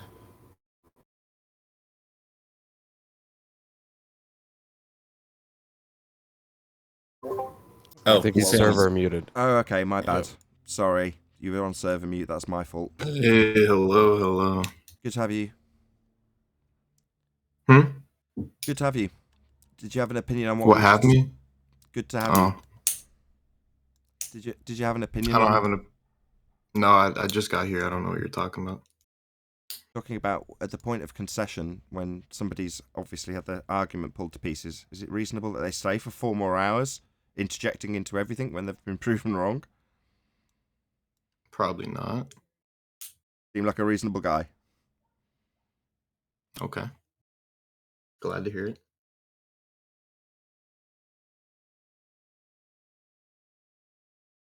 So what is so it? Are you a believer in the globe, that it's spinning and there's I mean that's what I've always been told. That's what I. Are you clicking something? Never really heard any contentions to that until discovered this whole flat Earth thing. Almost exactly off mute clicking, or is it you? What's your name? Dig something. Dag something. Dagadon? Yeah. Mm-hmm. Good. Are you clicking something? Close enough. Are you clicking something? No. Might be someone else on the panel. Oh, okay. Almost exactly. If you pop yourself on mute, I think there's some clicking sound coming from you or someone else. Oh, it was him. I could hear it coming from his mic. Yeah, I thought so. I mean, it could be. I have no idea what is clicking, but is that happening like as I speak? No, you've got a microphone in front of you. The easiest thing is there's a mute button when anyone else is talking. Just try and keep yourself on mute. That way you don't crack open the gate with background noise and such. Yeah. You're familiar with Discord? Yes, I am familiar with Discord. Perfect. So just pop yourself on mute if someone else is talking or you're replying. Just try and cover it with your mouse button. That'd be brilliant. So what exactly do you... Right. You said it's what you've been told. But is there any specific proofsy that you've got to offer for us that we could take apart? I mean, I don't really have proofs. I think it's kind of hard to provide like 100% evidence, but it seems to make sense to me. What part of it makes sense? A spinning water ball makes sense. So like for example, like off I like to without draw like interrupting maps, him. right? Like fantasy maps that don't exist, and when you draw maps, you have to consider things like plate tectonics, ocean currents, wind patterns, Yeah. and you know all that makes sense with when you're drawing maps, you have to take the globe into consideration, like how the spinning Why do you affects do the that? wind. Sure That's about always that? what I've been told. Hold on. Do you? I mean, yeah, that's how I do it. I don't know. You I don't take know a the lot of globe into people who consideration when you make maps. flat Earth. Yes. Can You I make maps. Can I ask him a couple of questions? Hold on. You make maps. Yeah, like not real ones, just made up ones for fun, you know. Okay. And on those maps you have drop. Do I have what? Drop. Drop? Yes, drop. Drop. What do you mean by drop?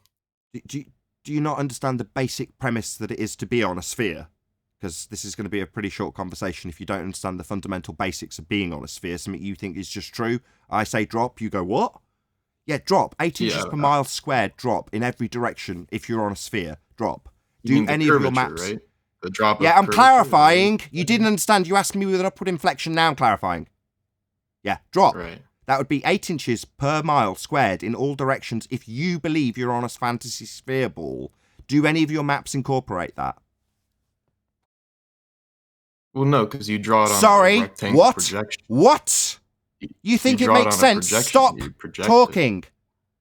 Well, actually, stop. You asked me. That means shut up. Told me to... Shh. Right. Stop talking. To be on a sphere would require drop in every direction 8 inches per mile squared. It should be and would be on your map if it was real. You haven't got it. It isn't there, so it's flat. No drop on your map. So even your own bloody maps prove it's flat. No drop. Well, maps are two-dimensional. So no drop then. Well, I guess if you're talking about curvature, you do have to at the poles. You do have to account for sorry, guys. that. When I draw what are those poles, little rings? Sorry. Hello. What are the little rings called around mountains to show elevation lines? What are they called? What are the rings? Yeah, the little rings. You have little rings around mountains that show heights on them on maps. Do you not know what I'm talking about? I thought you were a cartographer. No, I'm not a cartographer. I do it You for make fun. maps for fun. I mean, I've drawn like height maps. I use the different colors to represent the different heights. But I don't know what so you by could the show rings. drop then. So they are capable, despite being two-dimensional pieces of paper, of showing drop and height. You can show how high. You're not showing curvature. You're showing height. Hello. Yeah, Hello. middle of sentence. Hello. Yeah, so you can show drop then. You could show how much you could drop down. Hello, middle of a sentence. What's your malfunction? What's your problem? What's your problem? Was it a rhetorical question? I'm trying to middle of my sentence. You're going to ask if I'm rhetorical. I haven't finished yet. I'll try again. Third time's a charm. So you can show drop on a map then. You could show how high a mountain was, and with your colour coding, you could show that there's a area below it lower than it. So you can show drop in two-dimensional maps. Do you have earth curve drop, 8 inches per mile squared, coloured in your map? Can I answer now, or are you still talking? What, my specific question with an end and a pause to it? Do you have drop on your map? You've already answered no. You've then said it wouldn't show drop. I've pointed out the maps do show drop. You've said they've got colour coding. So do you have the colour coding for earth drop or not? I have the color coding for elevation, not for earth curvature. So no drop then. No earth curve drop. Just topography. No drop. Flat. Exactly. Nathan, Sorry. Who's going to white knight for this scumbag? He's just admitted that he's not got any earth curve drop, and now we've got a white knight talking through him. You never shown the earth curve on a... Whoever that was, you're getting muted. I was in the middle of a conversation. Whoever you are, shut up. So, dude, no drop in your map then. You can show drop. You show it in terms of topography, but you don't show earth curve drop. Correct? No. It's not correct. So flat then. Huh? So flat then. Are Yeah, you I know deaf? You just yelled it, but I'm having trouble hearing you. Like, just being So honest, I'm not it's trying to mess flat then, no earth curve then, no 8-inch per mile squared then. It's flat. So if the Earth was a globe, it would have drop. A 2D map. It would have drop.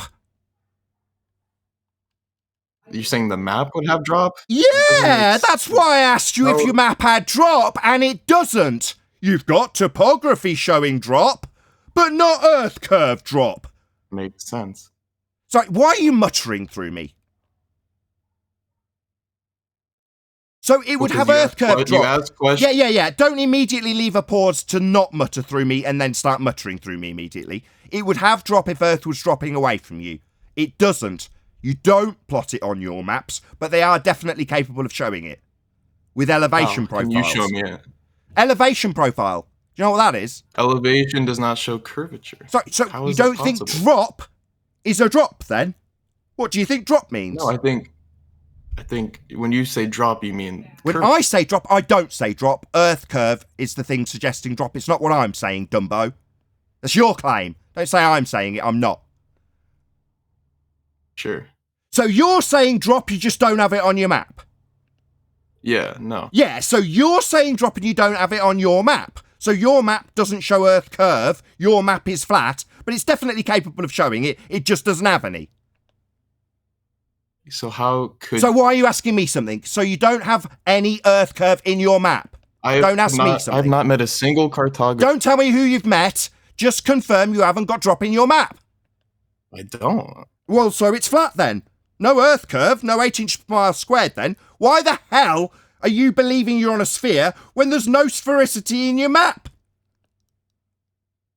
Dude, I'm not following. Dude, don't call me fucking dude. Oi, brain dead retard with a sphere belief. Don't call me dude, I'll call you fuckwit. Fuckwit, there's no drop in your map. Call me dude. Call me sir. Are you deaf? You'll address me as sir.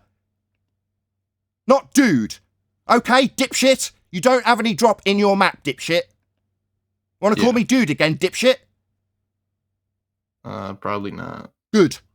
Yeah, you better bleeding not. So, no earth curve drop in your map. Now show me one that does have it. I can't show you. So no map shows earth curve? They're all flat then? Hello? Yeah. Do you need the white knight to help you? Or are you done? Bring him in. Are you done? I answered your question. Yeah, you told me how flat your maps were, even though they have elevation profiles. Yeah, they can show drop, but they don't show earth curve drop. Why would they? Well, because it's drop that's capable of being depicted, and it isn't. Which one's got it? None of them. So they're all flat. Why was it that you think you're on a sphere again? Because you were told? Yeah, that's Well, that makes you a retard, because your maps you're making haven't got any earth curve in them, retard. Go and tell the people who told you they're wrong. Your maps don't have any earth curve. Got it. Good. Sit down, shut up. Dr. Bob, White Knight, extraordinaire. What do you want? Hey, dude. How you doing? Hey, I wanted to make arrangements. Hey, Slaphead. How are you doing, Slaphead? Talk about... Hey, Slaphead. How are you doing? Learn a little bit about... Slaphead? You're not going to get acquainted with these names? You call me dude, I'll call you Slaphead. How about that? Hey, we got Slappy and Slaphead. Slaphead is you. You are Slaphead. If you're going to call me dude, I'll call you Slaphead, or you can call me Nathan. I think we're reasonably well acquainted. All right, Nathan. You can call me Excellent Bob. work. Good dog. Come in. Good dog. Yeah, that's right. You meet my demands immediately, like the good subservient little bitch you're going to be while you're here. It's reasonable. Good dog. Yeah, that's right. You will call me Nathan when I demand it. About celestial navigation. Yeah. You already made clear you're in your subservient little position, Bob. So where'd you get a straight line for a sextant on a globe? When would you like to talk about that? Because now, we only have a few... Are you fucking thick? Where would you get a straight line considering that there's always atmosphere for a sextant? Go. When would you like to schedule the talk? Now, you dumb shit, you're talking to me. Are you retarded? You're having the conversation with me now. Where'd you get a straight line for a sextant considering you've got sphere-shaped air? I'm at the start of your show. Would that be good? We're talking now, Dumbo. Is 9 o'clock tomorrow morning? We're talking right now. Good for you? So you can't tell me now where you get a straight line from, coward?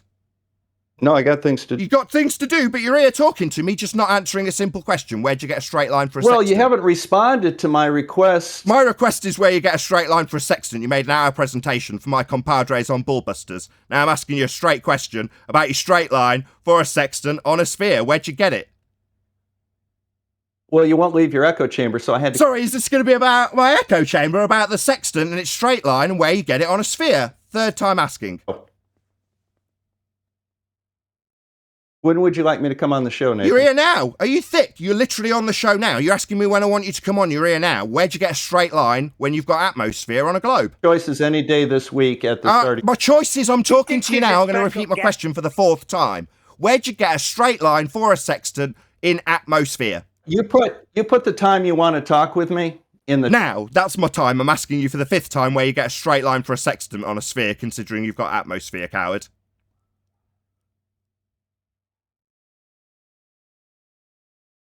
Has he run? Has he run away? Of course he ran. Of course he ran. Yo, bitches on the globe side. Go on, whoever that was. I don't know why he thinks this needs to be an appointment. It's going to end real quick. He could Dr. just Bob? stay on now. Because he's Dr. Bob. And he thinks I should schedule with him when the subservient little bitch immediately met my demand to call me what I told him to call me. Yeah? Then he thinks he's going to be getting me to make an appointment with him. You've come to me, bitch. You're already here.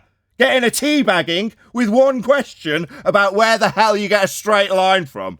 And what did I get as a response? It's an echo chamber. Oh, right, so you're not a glober debating with me right now? No, I'm here to make an appointment. Yeah, the appointment's now. It's a live show, Dumbo. And you didn't answer my question. Where you get a straight line from an atmosphere, now did you, coward? Yeah, that was how Bob got on with me. No hour-long presentation required. Where'd you get a straight line in atmosphere? I need to make an appointment. This is an echo chamber. Well done, Bob. Good job. Good dog. By the way, for future people, all appointments are the show starts 9 a.m. Eastern time. Just pop on. Show's live And now. Don't be a cornball and come here and ask for an appointment. If you're here, you're here. Cornball. Fucking idiot. Nice distraction. I'm sure everybody watching thought, wow, yeah, it was totally reasonable when they're talking to him to ask for an appointment when asked where he gets a straight line on a globe in atmosphere. Perfectly reasonable response to ask for an appointment, or claim the host has got an echo chamber when it's literally him there on the globe side, anti-flat earth in reality, arguing with me on the flat earth side. But yet, is he actually going to answer a question about an hour-long presentation he made, or is he going to try and make an appointment for a later date? He could have just given me the answer there and then, right? You'd think it would be simple. You'd think with a globe belief he'd have all the truth in the world behind him to just slap me about with the truth about where he gets a straight line from. Right, Bob? No, I think we need to make an appointment. Yeah, okay, this time tomorrow. I'm here daily, dickhead. Anytime you want to come back and tell me where you get a straight line in atmosphere, sphere-shaped air, I'll be here to listen to your answer. Yeah, Bob, yeah. I'm sure you'll have one in a hurry, right? Maybe you'll make a really long video about me, having come and asked me for my attention on my show, and then tried to get me to make an appointment with you. Nah. No, I don't need an appointment with a quack. I'm good, thanks. I do need to know where you get a straight line from on a sphere-shaped air-based globe. That's what I need to know. That's precisely what I asked you 5 times. Didn't you hear me?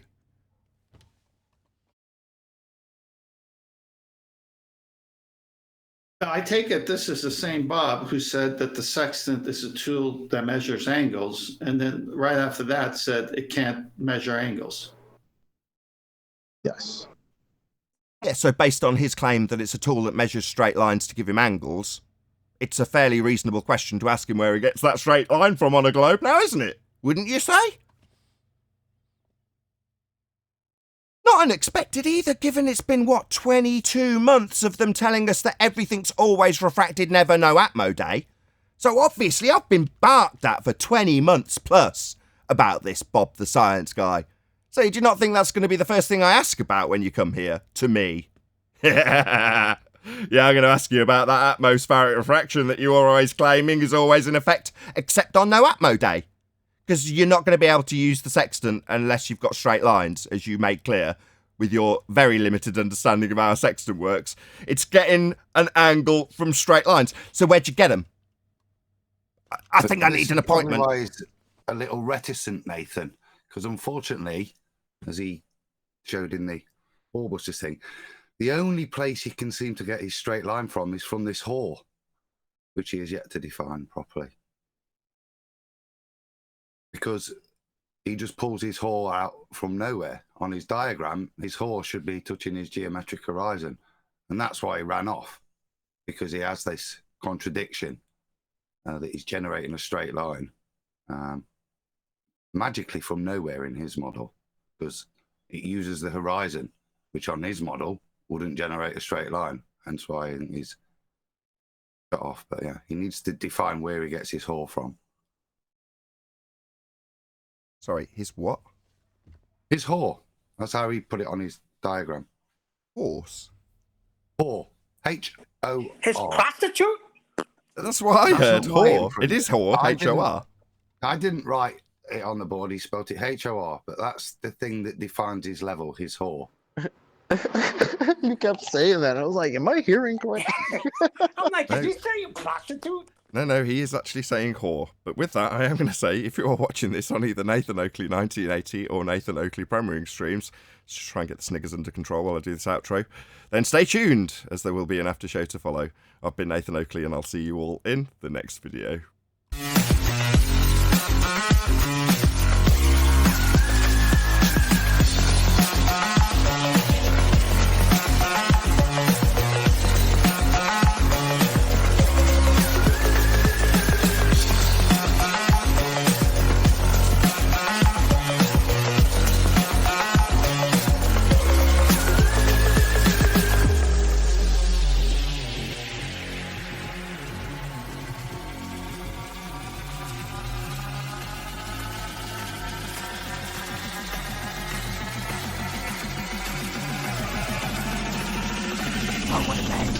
What a lovely day!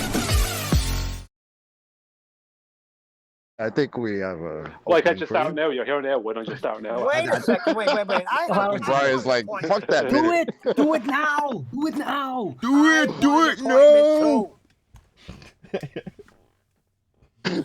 I like Arnie. Only works if you do the Arnold voice. You've got a good Arnie voice, better than mine. Do it now! Come on! Get to the top. That's nice, always. It's the come on that does it. I love Predator. It's such a good movie. It's a shame it's about an alien from outer space. I always thought it was just an oversized Jamaican. Nathan, the alien from outer space, actually, it's not. That's built onto later with Alien versus Predator, blah, blah, blah. All you really see is a ship in high orbit, flying. You don't know where it comes from. Could be from another realm segment. For all we know. Excuse me. Sorry to cut you off, Arwen. Adam has scheduled an appointment for 1 minute past. So. They should have done it now. Stop interrupting my time, Arwen. Sorry. It's kind of. I was a bit quiet today in the show because I've been looking at this and pondering on it for a few days. Be a bit early to do a real presentation, but I just want to show you what I was looking at. It's when this guy mentioned maps is why I wanted to bring it up. It's to do with triangulation and how maps are formed and how they were done in. I think this is Cassini, one of the oldest ways of doing a map, and he's charged by the King of France. And I think one of the famous quotes is that the King of France says something like, in all the wars I've fought to gain land for France, I've lost it all by you drawing me this map, as in the accurate representation from previous maps actually showed a reduction in the size of France. Now, the way in which the Cassinese did this was triangulation. Say Cassini's because it apparently took 3 generations of the father-son line to do it. But they did it, like I said, via triangulation. He was also a fantastic astronomer, this guy, as well, and he used a lot of his methods. But this is, I think I've got a better picture somewhere. Is that okay? Yeah. This is what he did and how he did it. You can see the triangles a lot if I zoom in.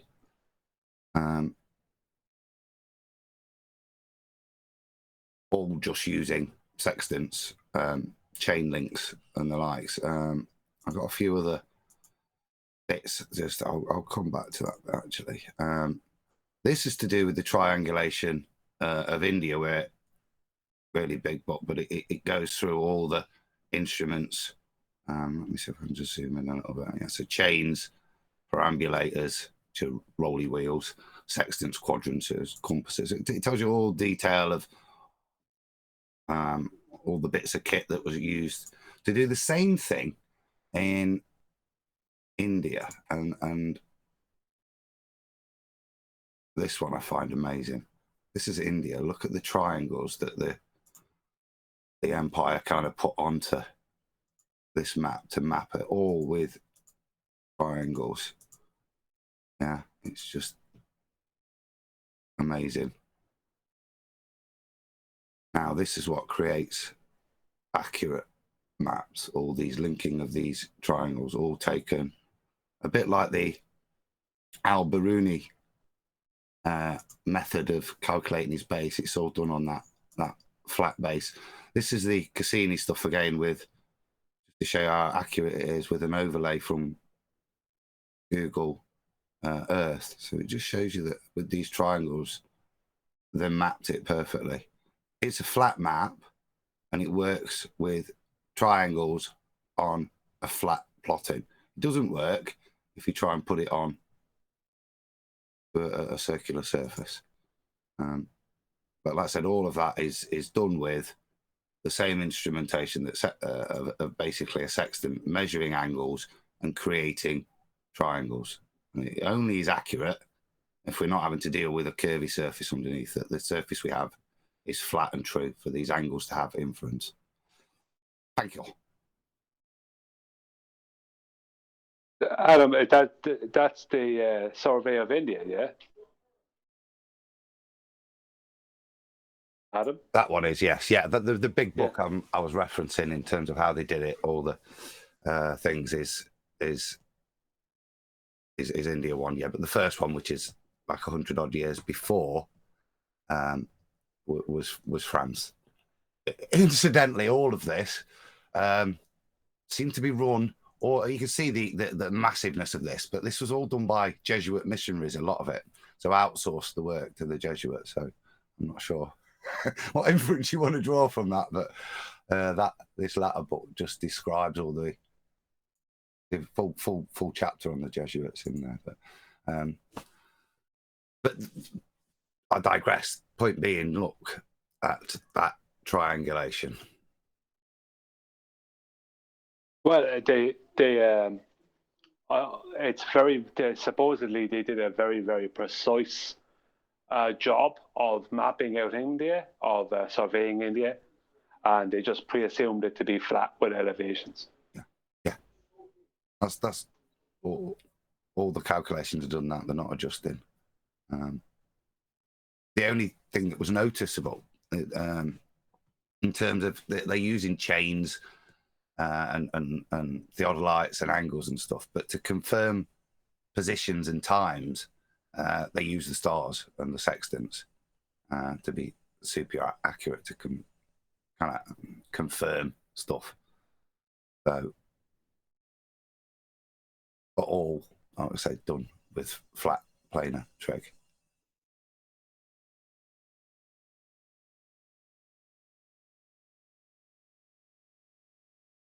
Alrighty then. Thank you, Adam. It was just interesting. The only reason I thought was the guy with the just buttered in saying he makes maps. It's interesting timing, I thought, because it's exactly what I'm looking at, and you hit on the point exactly. That they don't account for that. There was a little document. It's in here somewhere, but it talks about how you can transpose the accuracy of the Cassini maps onto the WGS84. But look at the variances you have to adjust. It says, note the relatively high adjustment values for the consequences of the spheric shape. You have to move the points that you've taken cleanly off the map, even some of the X, but obviously all the Y, Z. So there's kind of admission that it's real, look, because when you take a satellite image, it fits, but to stick it onto the WGS, you've got to curve it all. It's true to the real world. What's interesting about it, if you go back to that one of India with the grid on it, if it's there, is they actually are already pre-assuming a central point that grid will run around, because what's going on there is up towards the top of that grid, what you notice is that they're not equal to in diameter to the, let's call them squares towards the bottom. And this is something that they do. It's like they can't let the globe go, so they start messing around with the grid. But it's kind of hard to. But that's an overlay grid, Brian. Those triangles are constructed on the ground, and they're not. It's not one bloke going round, and it's loads of other people, but they all join up. Look, you'll notice it joins up correct. Yeah. Now if you took all those green lines away, you'd see India there. Yeah, based on the congregation of all the triangles, the tessellation almost, isn't it?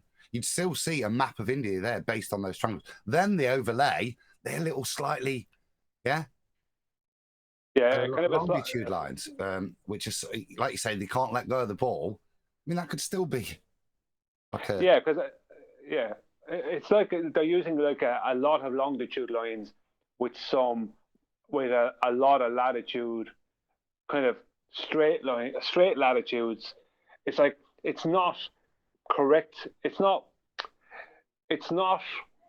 can be used on the smaller scale within that grid, but with that grid as a reference now is not a correct reference if you're talking about Cartesian, because Cartesian requires them all to be all equal in size, and the ones up towards the top right hand side are not the same in diameters or in dimensions as down at the bottom left. So they can't let the globe go. They have to keep on trying to add in this nonsense that has no reason to be there. We don't need the base grid. If I was to say, let's pick somewhere, Nagpur, this triangle here at Nagpur, and I wanted to know how far it is from here to here. I don't need to Raipur, there you go. So Nagpur to Rajpur, I don't need the base thing. All I need, look, I can work it out from the triangles. I can draw another triangle to there and there and there, and using geometry, I can work out the distance from here to here because I've got all these other triangles. Sometimes I can draw a line to the. If I wanted to go here, look, sometimes I can draw other triangles from there. I can calculate because I know all the angles and lengths of these ones and these ones. I can link them together. The base grid underneath's just something like say it's not relevant to the calculations within where everything's placed on the blue triangles. It's just an overlay. And like I say, they can't let it go, hence why they're not actually squares, those. Well, I know it's on Google Earth is the best example that there is, because when you open it up, you see the globe, right? And as you zoom in, you suddenly end up with a grid where all the grid matches, right? What they call it tile coordinates. Same thing It's still using XYZ, so it's Cartesian, right? They're using rectangles more than squares, but if you add up the rectangles, you can make a square. They can deal with either way. But what they do, let's just say Google Earth, what they do is that when you're looking at something in the distance, let's say you come down low to the ground, right? As you zoom in from, once they show you the globe, you zoom in and then you end up at tile coordinates. Now that means it's not. Like, as soon as you see tile coordinates, that means it's not spherical anymore. It can be flat with elevations, but it can't be spherical once you see tile coordinates. So if you keep zooming in and you go and try and look at something, you bring your camera down and tilt it up down towards the ground and tilt it up to see something in the distance.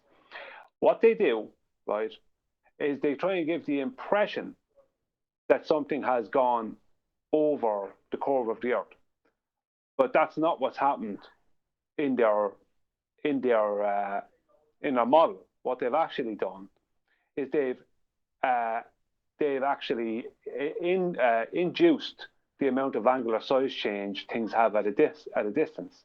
So all of a mountain or whatever is there, but they just made it smaller in angular size than it should be for the observer from that location, to give the impression that things have gone over a curve. When in reality, because as soon as you see tile coordinates, you will see tile coordinates, and then you end up down towards the ground. And then they have to make the angular size of everything in the distance appear really small to give the impression that they're just showing what happens when things go over a curve, but they're not. They just made everything smaller than it really is in angular size at that distance for an observer. So no matter what they do, they can't get away from reality. Google Earth can't get away from reality, because if Google Earth showed stuff going over the curve of let's say going over a curve, a geometric curve, it would look completely nothing like what we see in reality. Do you know what I mean? When you zoom into Blackpool and you look in a distance to see the mountains, they look nothing like we see them in reality. Well, I know they look something like we see them in reality now, but if they had them going over a curve with a geometric horizon, no one would believe it. They go, that's not what we see, because it's not.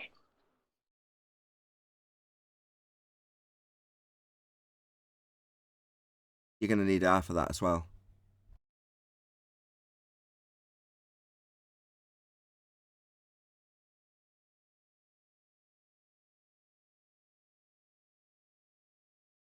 Are you all not talking to me because I didn't get the clips to Mitchell in time? You're going to need R for that. I still haven't heard that show.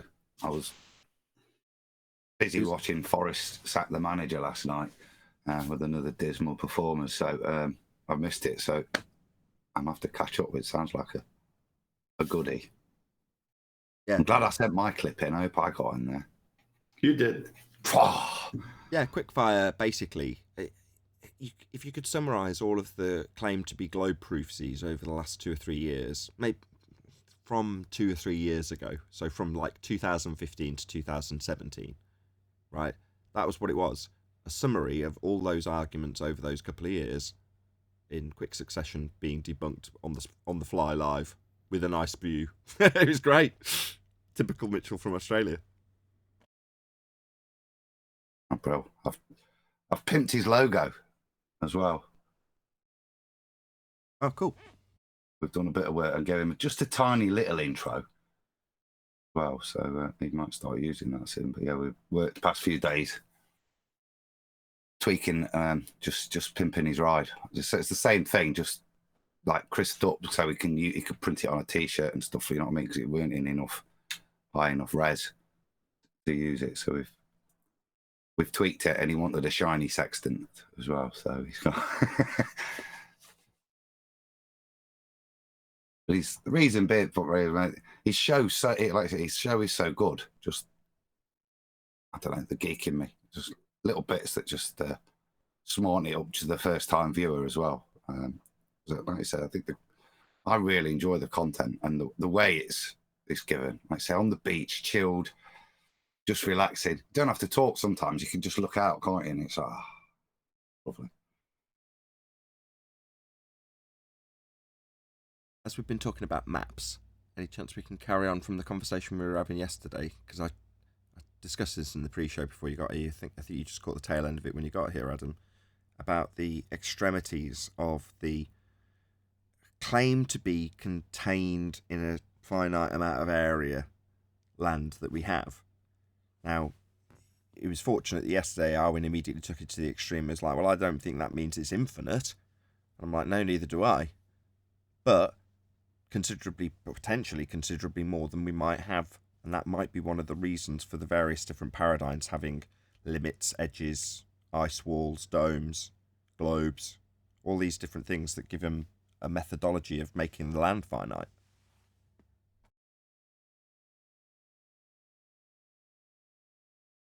We like to know, don't we? As humans, we like to know our limits. So we're happy to accept them.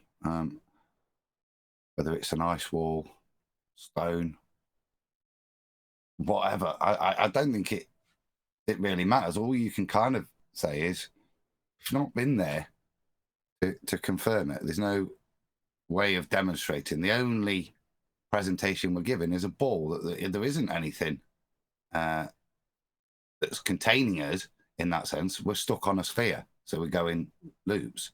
That's what we're fed to believe, that there's no point going there because you just come back on yourself. That's what we're trained to believe. Maybe that's why people don't bother or aren't allowed to bother, as another way. But as for trying to surmise that we're sat in a giant it's just like Truman Show, man. Truman wanted to be an explorer, and what did the teacher do? She pulled down the thing and said, "Nope, sorry, it's all been explored. Nothing to see here." Hey, I heard something on this sports radio I listened to. They were talking about Mars, and they discovered a substance on Mars. The dust on Mars and human blood can make a substance that's stronger than concrete. And they were licking it up like it was a real thing. And how that's great because now they could start colonizing Mars and it'll be stronger than Earth. I'm dead serious. That's what they were talking about. With human blood, did you say there, Neil? Yes, he did. Human blood and the dust on Mars. So all I'd say to that is, sometimes you know how you look for the phallus in some of their iconography? Yeah, that would sound a similar type of statement. Putting it in your face statement. Spill your blood for Mars. We can build on Mars, but it's going to cost human blood, is what they're telling you. Yeah. Dr. Bob has no time to tell you the answer, and he has time to write chat there. Fuck. Did you believe him when he said he had an appointment? Come on, Oh, bollocks. Sasha. The guy hung around the entire time I was talking to that other guy. That he said that he has no time, he has time to write, it's easier to speak, it's faster. And it's got this done. Why you need to, yeah.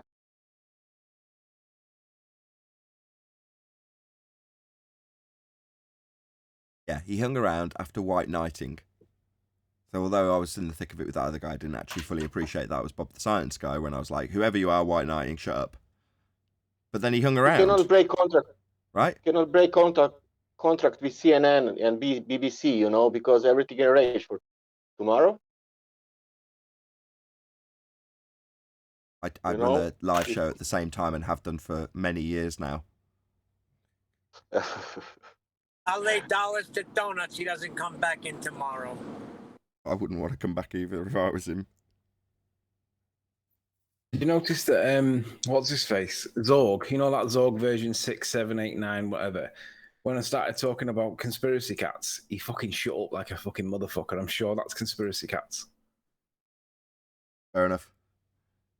Why Bob is coming here? You need to go somewhere where is a navigation server and explain, and there you can teach people how to navigate with Sextant. Show some Send them to Yugoslavia. To show some drop on a map. Yeah. Where's the drop? What you got, Adam? Just like map miscellany time, but this is something that always bugged me. Is this dotted line is your international date line, and look, we're at the ice wall. Watch it curve. Watch this. I mean, look at this. What kind of trippiness is that? Yeah, that's the stitch up where they've got to mesh it all back together. Why would it ever be required? It's very interesting.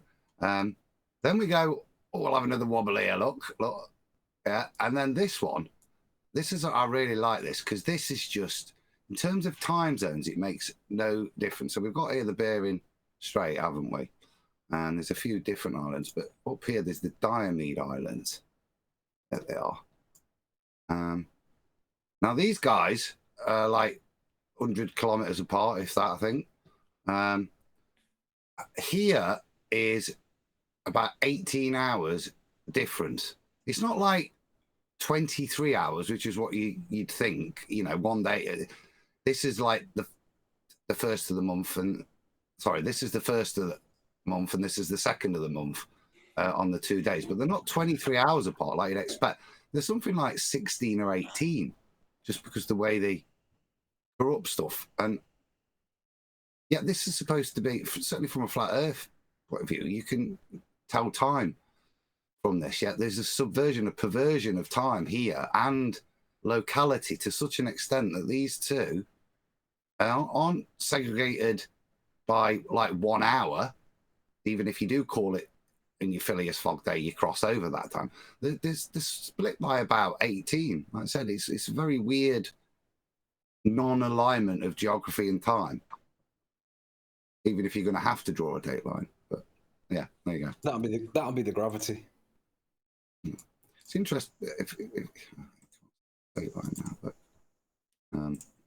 there you go. Look how weird it is. Right, it goes. It's straight there. Blah, blah, blah, blah. And like I said, I think that was the one, Tony, that just says, well, why do you need that if that's even a projection?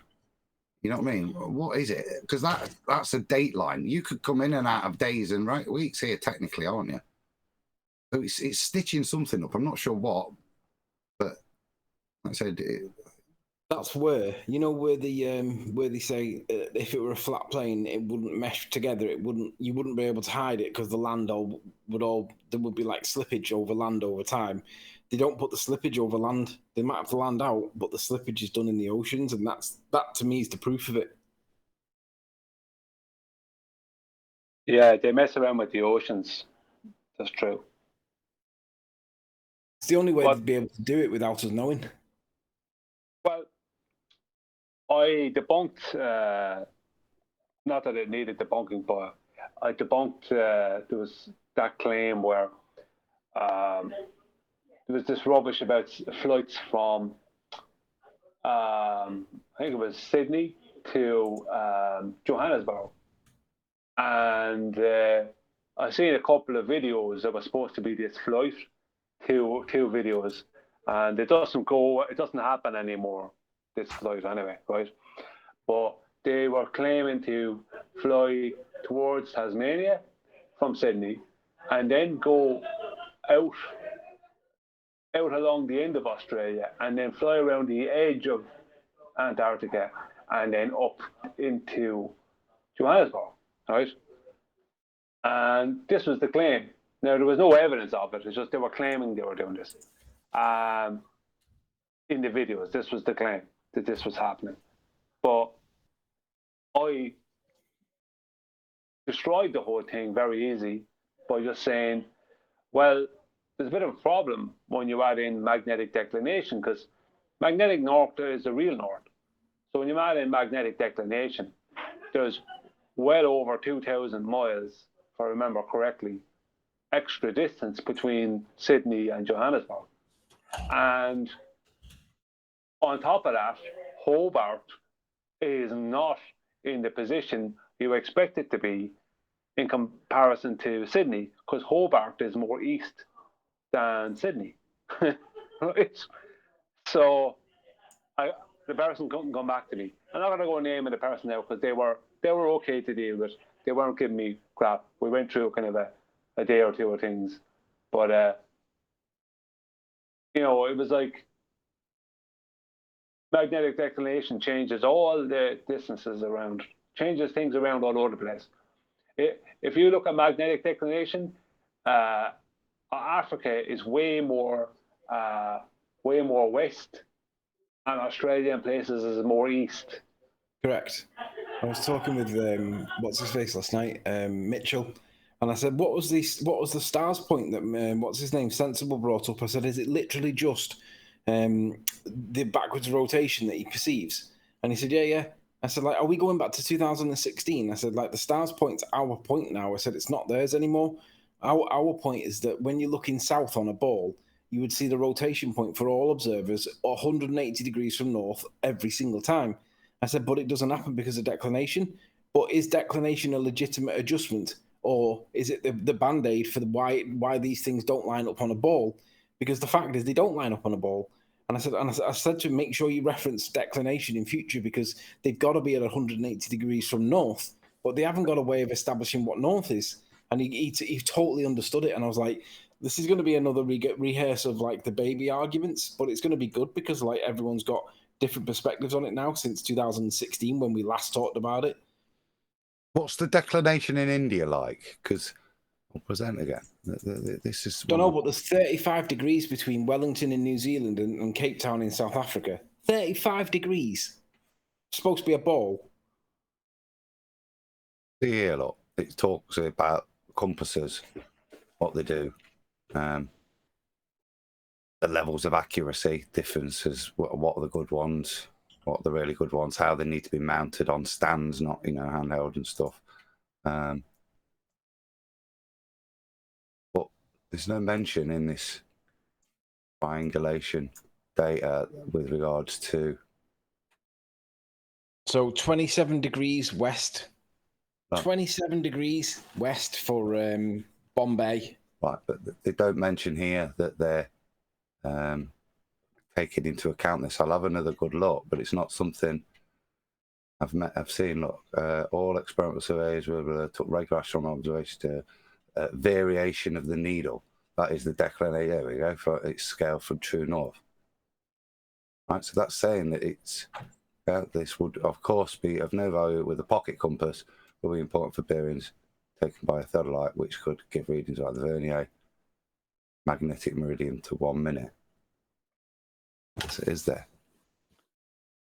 I just did the calculations there for that. Was it 35 degrees? Anthony said between Wellington. Yeah, 30. Yeah, the difference between Cape Town, Africa, and Wellington, New Zealand, is like 30+ degrees. Yeah, but for 35 degrees is 2,415 statute miles. Which is an outrageous amount off what they should be for a ball. It was very similar for Sydney and Johannesburg, if I remember correctly. I think it was Johannesburg. Very similar distance. It's less than 35 degrees. I think it's about 25 degrees, but the point is it's not at 180 degrees from north. So it's like what you're pushed into accepting is whether a compass points north or does it vary depending on where you are on the Earth? And if it does vary, what's causing it? Is it something falling out the sky like a flow, like ethereal flow, like Bob says? Or is it something emanating from the center of mass on a ball? And I'm not an etherist guy. I don't think there's...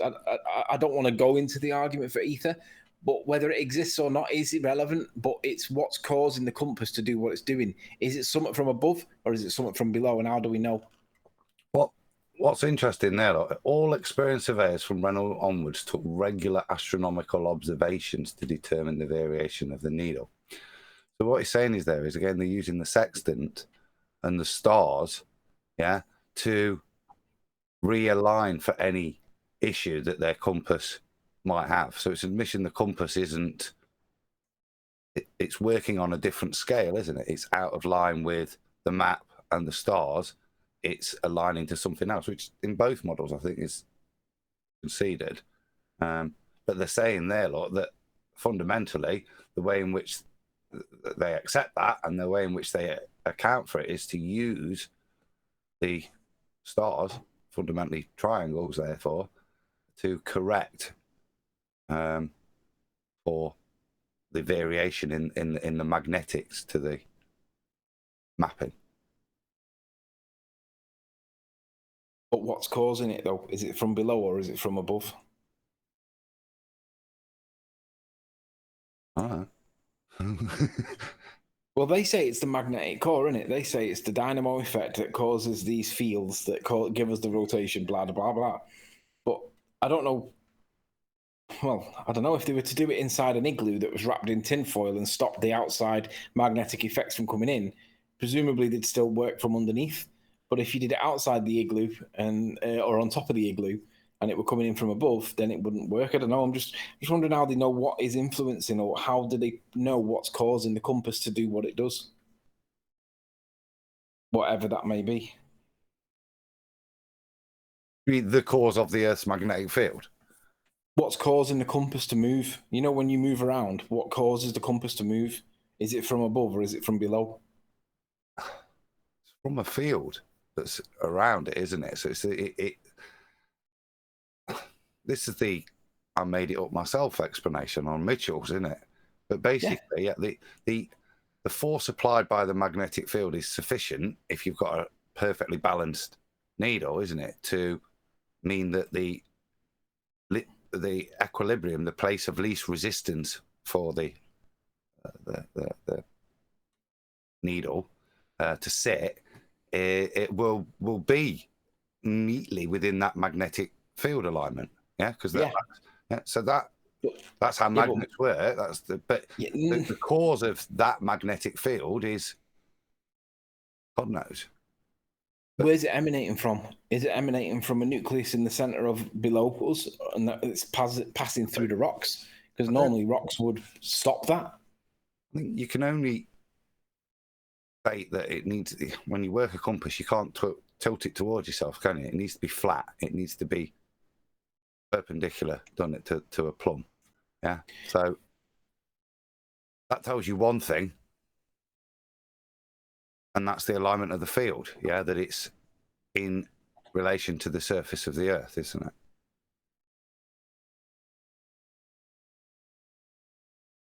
In relation to this, well, yeah, it's showing that it's in relation to the surface of the Earth, yeah. I just don't know whether it's... Because to me, personally, it doesn't make any sense that whatever is below our feet, right, the land, the ground, whatever's below our feet, it doesn't make sense that a magnetic field could emanate from there, given all the insulation that stops it, because the ground is an insulator for magnetic field. That's why you have to be outside for a compass to work well, because it gets interfered with by electrics inside your house and all that. So you've got to be outside, right? But if you have to be outside of your house for it to work, then it makes sense that it wouldn't work if you were on the surface of the Earth if the field was emanating from below. It would only work if the field was emanating from above, because you're in touch with that field when you're outside. So it doesn't make sense to me personally that it's emanating from the rocks below, where they would be absorbed by those fields would be absorbed.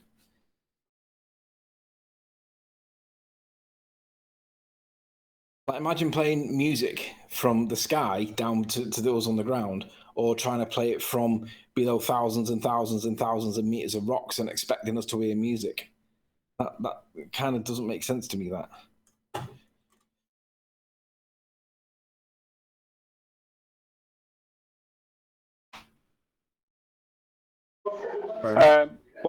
Why is he just talking about that? What's he saying?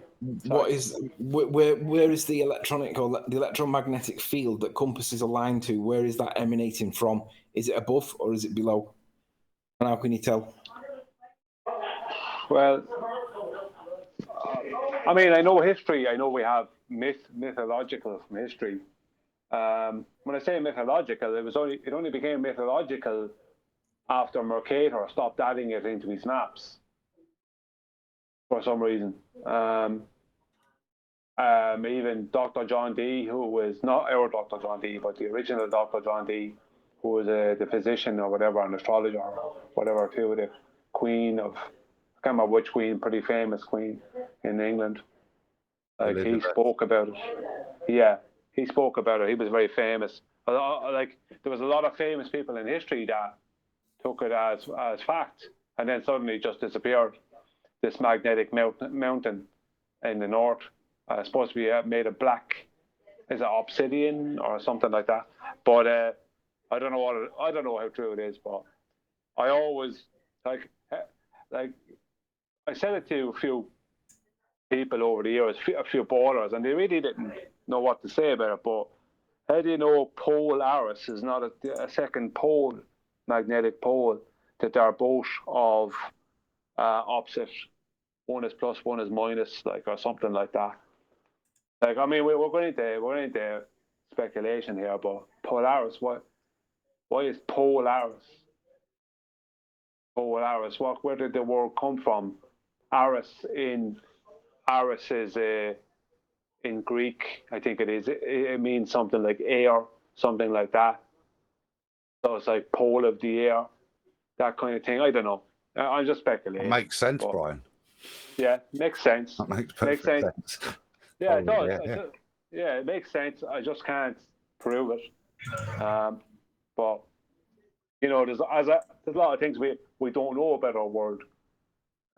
So we have to speculate, don't we? But we have to take words and. So, Brian, are you saying Polaris has no bearing on the compass? Yes.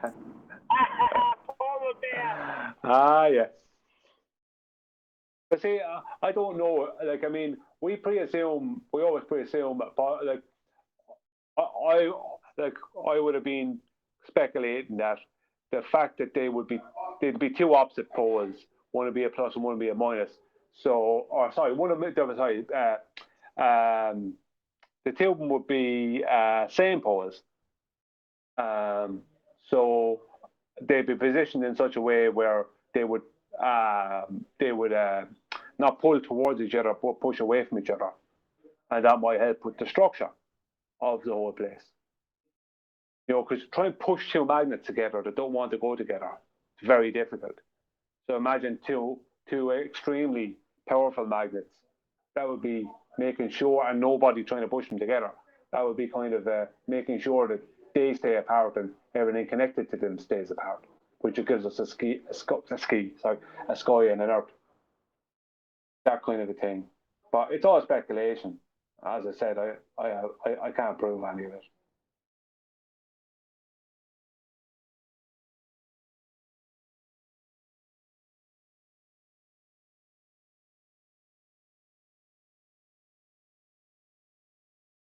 I just did some declination there on Sydney and Santiago, just because of those two cities, and they're actually 807 miles closer together than with declination than without.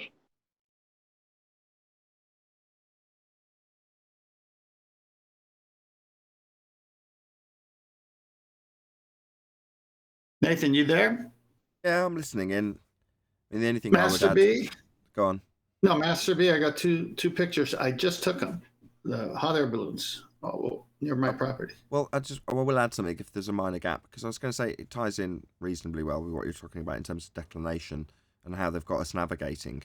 We've got an singular, absolute direction, and then we've got east and west taking you in a circle. Well, that's how we're led to believe that we should navigate using this magnetic field, right? Why? Why would that be the way of doing it? I'm not saying it doesn't work. It does. But that, again, has you, number one, going around in circles. If you're a flat earther explaining how, well, you can circumnavigate by going around in circles. Like, yeah, but doesn't that also infer that if you're not dead reckoning away from the place and showing that there is in many instances, if you're a flat earther claiming there's an ice wall, like, okay, dead reckon to it then. Forget the navigation types. Figure out a new way of navigating that doesn't rely on a magnetic field to follow. Because as far as I can tell, it's a useful way of flipping the paradigm to flat, keeping us all contained still. That system of navigation, I mean. I don't know if anyone's got any comment on that before we go on to the balloons that 10th man's got. If not, we'll go on to the balloons. Say that again, Nathan, what you just said. Utilisation of magnetism, compasses, in order to find your way and have certain set parameters about how you will navigate, will leave you circumnavigating a sphere if you believe you're on a sphere. Let's just draw a line through that. We don't need to go through that here unless somebody from fundy peanut gallery pipes up at this particular moment, in which case we will. No, we won't. In which case, what have we got left with? Okay, well, you go with this idea of magnetic navigation taking you round and round in circles when you go east or west, right? Would you agree, first and foremost, Brian? Yeah. Right. Well, why would that be the only way that you think would navigate, if that's going to take you round and round in circles and not leave you to find anything else? It's like, okay, why are you going to use a compass then? Oh, because that's how you navigate. Says who? Well, says the navigators. Well, where does it say it? In these here rules. You're like, but it's got you going around in circles. I see what you mean. You're constantly going around a circle around the center, and you're not doing anything that involves going off in any other directions. It just follows off from my point yesterday when I was talking to Arwin about why is the finite amount of land that we're led to believe is on a globe suddenly gets pancaked out on a flat map, and that's it. And what we're just going to accept that we're sealed in a dome with an ice. Well, fuck all that. Right. How do we navigate? Okay, that method left us going around in circles. So, world's our oyster. We're always talking about how the unknown means we've got all these different things to suddenly postulate and consider. Well, consider this. Navigation rules and regulations, if you want to call them that way, the paradigms and the conventions that are used to do that, might not be much use. In fact, might be another method of control. Just saying. Well, my wife said she. Can I say hold on something? 1 second. Real quick, my wife says it seems like we see in it like a circular, like that's the way we see, circular. And the way we navigate. What a shock. And that way's useful. Why can't we just abandon the magnetics and basically go for pure celestial navigation? Right? The celestial orientations are consistent, right? They Check it out. So the stars are not linked to magnetism then? You're certain of that? You've proven that, have you, Arwin? What do you mean? They're not intrinsically linked with this control mechanism that I'm describing in terms of the magnetic field. You've disproven that the stars have any relation to that field, have you? Any relation? You said, well let's use stars instead of... The stars are not going to lead you in circles. Oh, like that. Really? Aren't they circular? Well, going north, going south, the tilt of the apparent sphere of the globe of the heavens, right? It is pretty consistent. It has nothing to do with magnetics, right? Is this Polaris exactly above the magnetic North Pole and the supposed Southern Cross exactly above the South Pole? Is it? Or not at all? See? You tell us. You're saying it's detached. You haven't addressed what I'm saying so far, which is to say, if you're going to say, let's move away from the magnetic compass-based navigation and purely rely on the stars, I'm saying, how do you know that isn't part and parcel of the exact same thing? You don't know it isn't, is my point. Well, I personally don't know because I haven't personally done it, but I can imagine that the magnetics are bound to specific locations, Euclidean locations on Earth, where there are the originating points of the magnetism, both positive and negative, right? Two negative, actually. And that makes it location bound. Celestial star systems don't seem to abide by that at all. Okay, and these It's still fields gonna be out there. And these fields loop back on themselves. And what do you know? When you We follow don't the know. maps in a certain way, rather than a direction that's pointing out in one direction when you're standing holding a compass actually taking you in one direction, it takes you in circles.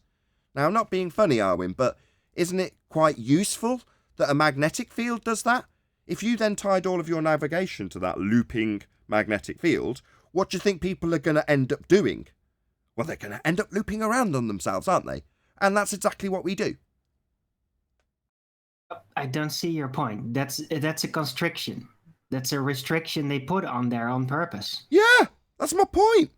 Yeah, and I'm saying you can absolutely just start ignoring that and go by pure celestial navigation. Not saying throw your compass in the ocean.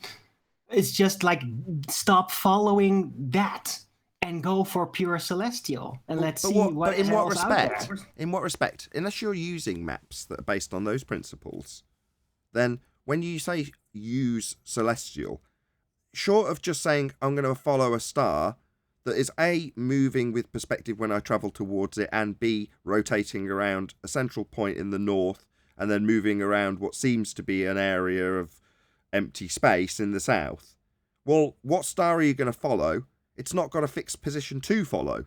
So short of literally going around in circles by following a star, or utilising the maps and navigation systems that are laid down based on magnetic fields, what use are the stars if you're starting from scratch? Forget all of what you've learned and all of what you understand about where to go and how to get there.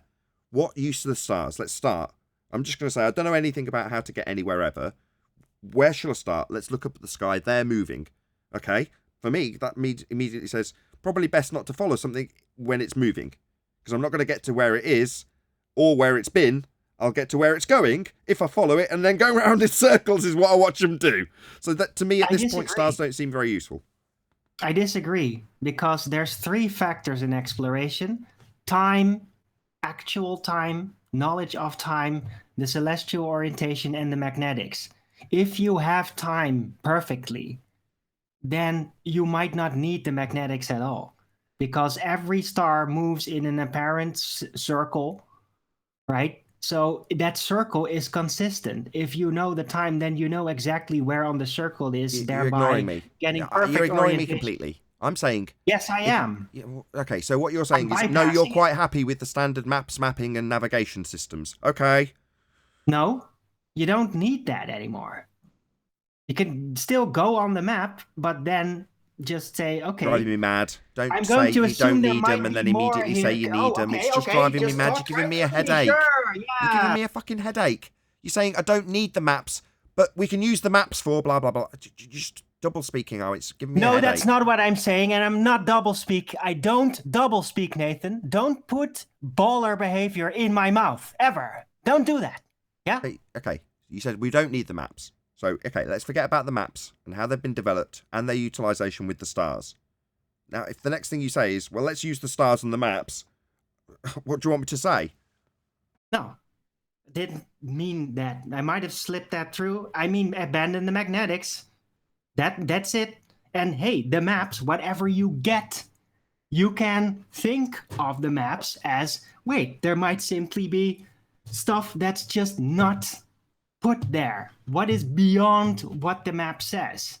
Go there. Physically go there. Euclidean. And use the stars as a guide. Who knows what you're going to end up with? Well, thank you. Thank you. A whole So, missing concept. thank you. I'm encouraging to think outside the box and ignore that stuff. Your idea of thinking outside the box and ignoring that stuff is to detail specifically using it. Thank you so much. I'm just giving an example on how to do it. You said the magnetics are a trap. I agree. Thank you. Right, balloons. Go ahead, 10th. Save me from this. Wish I hadn't brought it up. I have something to say before. Go ahead. Very quickly.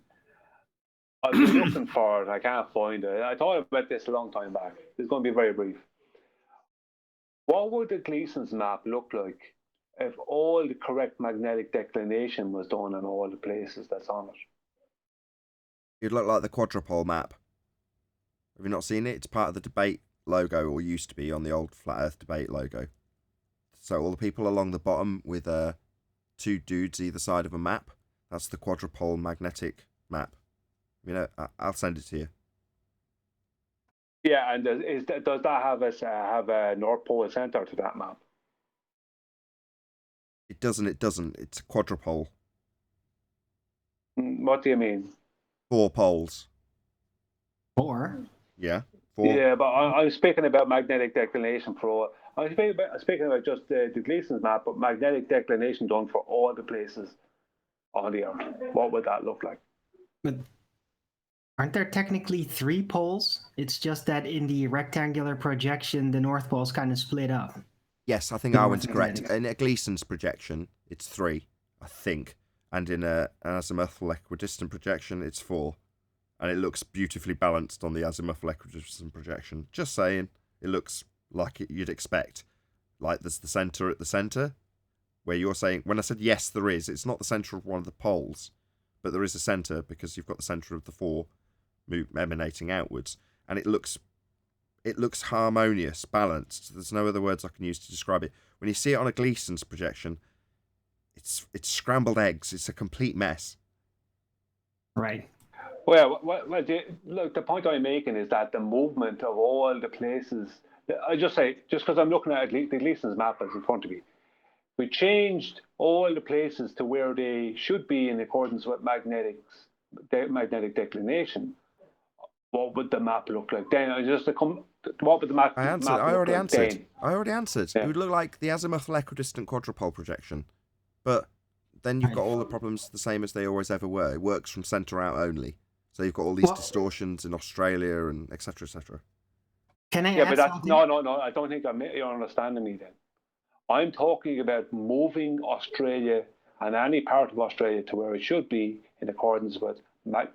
Let's say Sydney is 21 degrees east magnetic declination.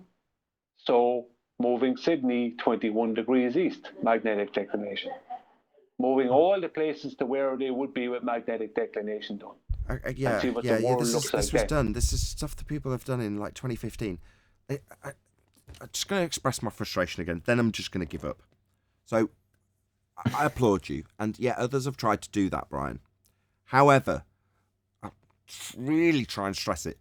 If you were to think, let's ignore that because it's already been used, what else is there to utilise that doesn't involve remapping using magnetic declination to reposition things? Because I'm saying, I got something. I'm trying to get us to think outside the box rather than rejig what we've already got. Yep, I got something. Go ahead. We have a technology available these days that was definitely not there 100 years ago to this detail, and that is scanning, right? LiDAR, yeah, LiDAR. Scanning of the ocean bottom. The ocean bottom is also a map of the ground of the ocean bottom. And if we can get it accurate enough, then it's just like putting a Euclidean puzzle together and just see how it's going to end up, how the puzzle's going to end up, right? Yeah, and the military have this. Every piece of bottom fits next to another piece of bottom. Yes. The military have this, and they divvy it out in tiny little pieces to the people actually out in the field. So this was Quantum Eraser was here. Is he here? It was him I discussed it with. Yeah, if you could get hold of all of those little maps done by LiDAR scan, what have you got? You've got an actual map of the world. Yes, and maybe we would have to even fill it up with some things that haven't been done. Well, right? well, that's The what I'd be regions looking that at. are not Yeah, allowed to be- hold on. That's the bit I want to get to. Yeah, Arwin. So you piece together all of those actual scans of the land below, and when you put them all together, you go, there's a load of gaps. I wonder what's there. And that would be the first place I'd want to go. I want to know what the Bermuda Triangle really is. What QE is is in here. there? Just sat down. I'm here. Hello. Hello. Yeah, I have no idea what you're talking about. I just sat down, man. I just woke up a couple minutes ago. You'll get the swing of it. We're talking about maps. So what's up? What's up with maps? We haven't got any accurate maps. We're just postulating if we ignored the current methods of navigation in terms of its utilization of magnetic fields, then what outside of the box could we utilize to make our way to potentially new lands if there are any? I can only speak to what I experienced. Obviously, in the infantry, you had to know how to navigate. So I'm very familiar with, compass map navigation. Are you asking me how accurate it is? No. I'm saying you started it off by saying you had to understand how that type and method of navigation operated, correct? Yeah. Yeah, you have to know what you're doing. Yeah. It's standard, right? You cut off. It's standard stuff. How to do it with a compass and a map and the stars. It's all standard stuff, right? Map. protractor, pencil, compass. That's all you need. Pencil, protractor, map, compass, and know how to identify terrain features. Because I wasn't a squid. I wasn't doing it on water. I was on land. Right. And on a globe, that leads you round and round in circles, doesn't it? No. Travel eastward, what would happen? Oh, if you're talking big picture, see, I was smaller picture. That's big picture. We're talking about the extremities of the Earth at the moment. That's why it's big picture. So if you travel, are you saying dead reckoning, or you're following a bearing? Following a bearing. Azimuth bearing. Following magnetic bearings. Oh, then you're going to go around in a circle. Right. But that's the standard. Yep. So the standard has you going around in circles. So I'm saying, if we just decide that we're going to follow along with that, and we say, okay, well, we've got a finite amount of land on a globe, might be more, but we'll carry on using the standard that has us going around in circles. Why not think outside the box and see what other options might be available? So far, every time I've brought it up, everyone just tells me about their experience in current map making or current cartography or current navigation, etc., etc. Mostly involving magnetic fields. Right. Yeah. Well, why? If you go dead reckoning, you're gonna run into the ice wall. Are you? I figured that. Have you tried that out? How did that go? Nah, I surely haven't. I have not. I won't give you too hard a time. But there's a general impression, epically timed, by the way, that people are under the impression that if you dead reckon, you'll find yourself at an ice wall. I mean, it just seems a bit of a weird coincidence that we've currently got this globe paradigm that gives us a finite amount of land. And then what, should we transition to flat Earth? It'd probably be in our best interest to accept that we're all sealed up with an ice wall. Yeah, I'm just going to accept that off the bat too. Or why not? I can't comment on the ice wall. Is Anthony here? Why am I always getting feedback? That's something to do with Because you. I opened my line. Yeah, I'm here, John. Yeah, up there, Anthony. He's here. He's the man. He's the ice wall man.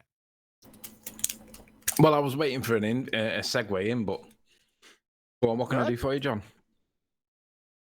Say again? Nothing he can do for you. He wants you to save him from me. Well, I think that if we all have some kind of understanding of, like, the sun seems to be doing laps around the bullseye of a dartboard in some way or another, and all the directions that are not towards the bullseye are considered to be south. I don't want to say a map, but for the purposes of an illustration, let's go with it for a minute. Then the further away you get from that proximity relationship of the light and the warmth from the sun, it makes sense that the gases of the atmosphere would liquefy and the liquefaction of the gases would become solid. And it makes sense that there might be a barrier that physically stops us from seeing anything as well as walking past it because it just gets too cold. I can see that. It makes logical sense to me. Well, if you take the... You off your meds? If you look...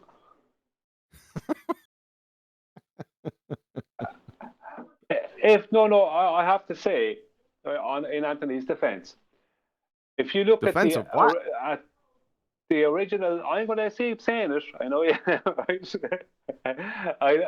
right? If you take the cycle of the sun, what the sun appears to do, even if you look at the Gleason's map, it shows that on the 21st of June, there is more sun coverage on the Earth than on the 21st of December. And in the original sun cycle, the sun is said to be at its lowest point in the sky for everywhere on the 21st of December, and its highest point in the sky on the 21st of June. So it makes sense, and I went through this years ago on a presentation I did, it makes sense that we would have the Arctic and the Antarctic being different if you look at the sun cycle and what it does. It makes sense. The sun is lower to the ground on the 21st of December, is at its lowest point. So it's like a flashlight. The flashlight has has What less the hell, power, dude? less heat. Hang on, let me go through it. Less heat. Go Right? through what? What's But the point? Because John, we're talking about he's stuff. on to his second step of extrapolation. Anthony got 3. I'm Extrapo- sure what's Brian the can have 3 point? too. What? Can somebody tell me the We can point? only Because I'm find out fucking if we let lost. him speak, John. Look, we're up to oh my we're up to it God. being I'm a not doing I'm gonna flashlight. go to sleep. Look, it's Make gonna. up more stories. Why don't everybody? Ugh. Look, I'm not making up it's like a stories. flashlight. Carry on, Brian.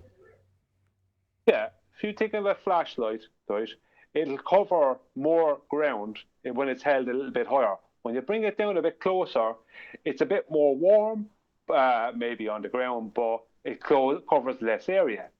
So the Arctic is not getting the Antarctic is not getting the same amount of sunlight that the Arctic gets. The Arctic breaks up every year in the summer, and it forms again in the winter. And as well as that, the sun moves faster in the southern summer around through the sky than it does in the northern summer. So it's I'm not. I don't agree with that. Okay. Before you get into this triangle dangle, hold on, both of you. Hold on. Based on what you've just extrapolated, 2 steps for Brian, 3 steps for Anthony of extrapolation, and I can see it too with your steps of extrapolation accepted. However, I'm going to ask both of you this question: the effect you described with the sun, is the ground inducing that effect that we see in the sky that we call the sun? Or is the thing we call the sun in the sky inducing that effect onto the ground? Which way round is it? And when you decide, prove it. It's the sun inducing the effect. Prove it. What is the sun? Because at night time, when there is no sun, the effect is lost. What is it? How are you disproving that that's not an effect that the ground is inducing? Yeah. Because if it was the ground inducing it, wouldn't the effect still be there when the sun's not there? In other I words, don't know. the warmth. No idea what it is. But you've got warmth? several steps of extrapolation that require it being a physical thing in the sky that's getting faster and going slower and all sorts of other crazy stuff. Oh no, I never said it was physical. Not you, Brian. Yeah, I have. But the warmth is remaining in the evening. It's still warm, even after the sun is gone. Oh, no, I've piqued Brian's interest. Go ahead, Brian. Yeah, I mean, this is not like, I never claimed that I can go out and I can scientifically prove it, but I can show from my location or any location that there seems to be a sun cycle, and I can show ancient buildings that prove this, that were built in connection with that cycle. Like Newgrange in Ireland, every year on the morning of the 21st of December, the light from the sun shines straight into the cavern. And on the 22nd, I think, a bit. But after that, no other time of the year will it do that, because that's its lowest point in the sky. Then it starts to rise. The sun does drop and rise in the sky. From the 21st of December to the 21st of June, it's rising. From June back to December, it's falling. And it is shown to be moving faster in the southern summer than in the northern summer. Apparently, that's not just actual position. Apparent, all apparent. Exactly. Because you still can't trace it to a Euclidean position that you can actually approach, and then the sun is all over me, right? Which it's by just extension, angle towards the horizon that decreases. You're right. It is all apparent, right? But by extension, you can apply that apparentness of the horizon and everything that's in the sky, the apparentness of what we see, right? You can apply that with the horizon and all the things we see at the horizon. So with Ranci's Blackpool thing, where he said it's the tops of the mountains relative to the top of the tower, that apparent perception that we have, right, is optical, apparent, and not physical, because we're looking through liquid fluid, right? We're looking through air that's moving. No. We're not looking through liquid. No, we're not. Not liquid. I did correct myself and say fluid. Fluid. Get fluid out of your vernacular, because that's just it's open season for gases to be liquids. Yeah, Anthony. But also only clouds, only to morons that don't get corrected, right? Because gases and liquids, they do behave as fluids, right? What about my balloons? No, I don't know about that. that's just an arbitrary term. So Anyway, I've well, been my sitting point here. I was- went on mute for about 5 minutes. I still don't know what the hell the point is of this conversation.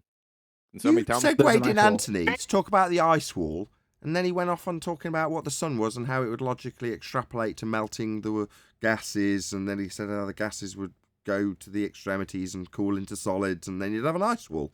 And then we had a torch from Brian, and the light from the torch is shining and going faster and slower. What's your problem? And what's Nathan, we got a could have point just out said there? that Nathan, you could have just said that there's an ice wall by logical inference. There is no logical inference that I can take to suggest there's an ice wall, right? It all requires three steps minimum of, no, 2 for Brian, extrapolation. I'm just How about them balloons? Hang on a minute with your balloons. He's only been waiting Hold patiently on. for about 25 minutes. Hold on to your balloons. Well, Go on, Brian. I just want to say something. We're in danger of not believing anything, right? We have to get into that point. But sometimes No. you have to. No, you no, have no, to no. step- Just let him hang on. finish. Go on, Brian. Yeah.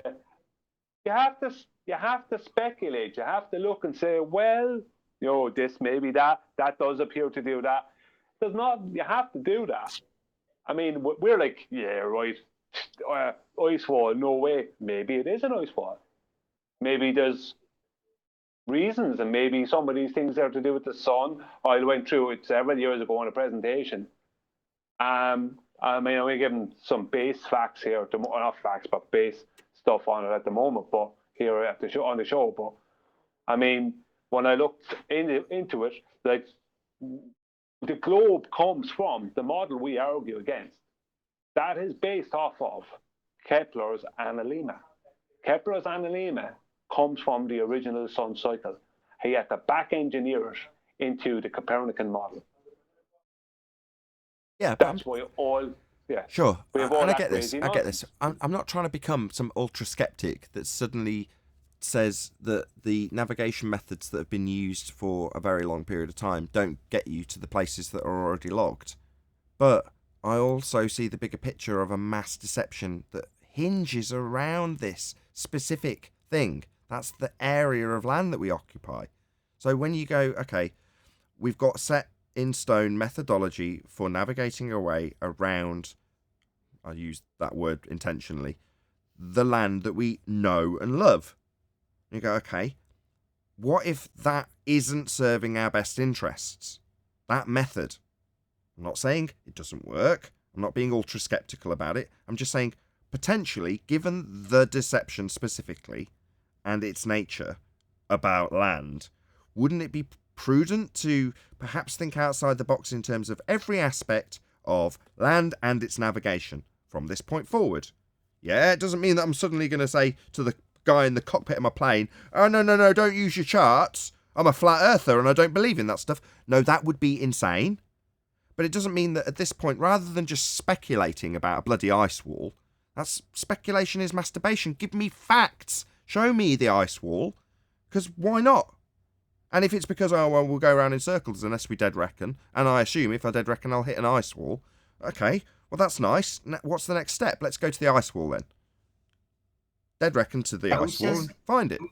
Going south, The going... ice wall lasts forever, Dead reckon It could away... be partial ice wall. There could be just a giant water slide to some other realm. Who knows what is out there? But we have seen the film footage of an ice wall. So at least at some point there was an ice wall somewhere. How big was it? Some We don't ice, know. not an ice wall. Some ice.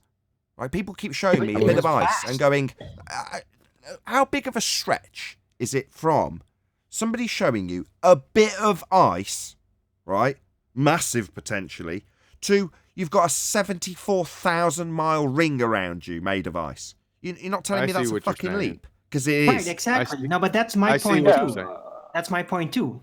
Some of it might be an ice wall. There might be other segments where there isn't an ice wall, where there's a way through. Yeah, so let's see it. Let's have somebody dead reckon in away from Antarctica, where you've got your photos of your lot of ice, and hit an ice wall, dead reckoning away from it.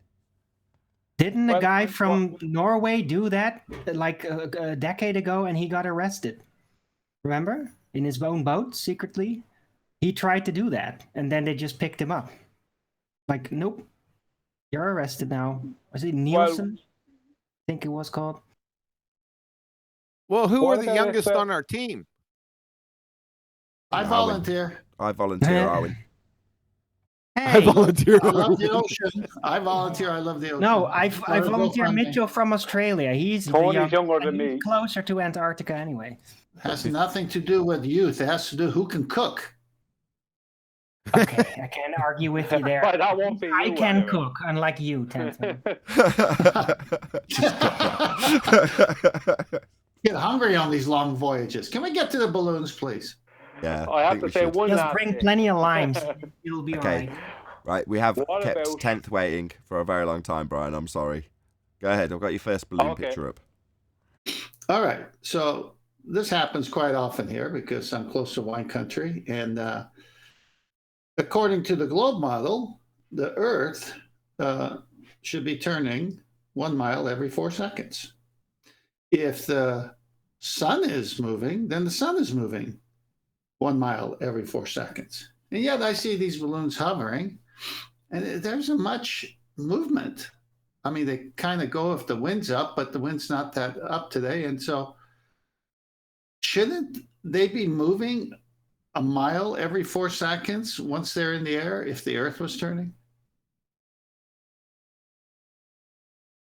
Yeah, that's Coriolis effect you're describing. So the globe claims we have 15 degrees an hour deviation, that would be observable deflection, in these balloons as we rotate beneath them on a turning Earth. Anything that's in the inertial reference frame will show this deflection if we're turning beneath them. Now, the very fact that we're not turning beneath them is demonstrated by the fact that they can hover.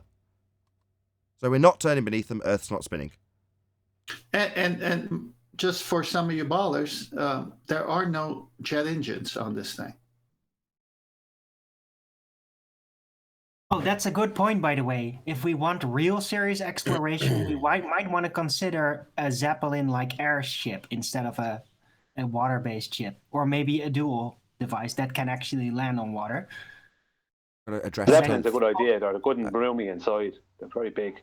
You're still going to need a cook. Hold on. I'm Yeah. going to address 10th Man's ending because it ruined it. So he addressed it to ballers, saying there's no jet engines on it. Okay. So Coriolis effect is only capable of being observed if you are on the turning reference frame. So, Coriolis effect is not the effect observed from the balloon. It's only capable of observation from a turning reference frame. So it's you observing the balloon seem to drift. So if it's got an engine on it, doesn't matter. Doesn't matter which direction it's travelling or what latitude it's on. All that matters to have Coriolis effect is that you're turning beneath it. That means you can induce Coriolis effect in almost anything by being on a rotating platform. Simple. So if you watch these balloons from a roundabout, they'll look like they're coming towards you and going away. Coming towards you and going away. That's Coriolis effect. They're not really doing it. They're just hovering, right? But they look like they're coming towards you and then going away. Curving into your vision and then curving out of it. Disappearing and then coming back. That's Coriolis deflection that you're observing in the balloon. The same effect would be true if we were on a turning Earth. We'd be rotating towards them, potentially. Or rotating away from them, depending on which way this photograph was taken from.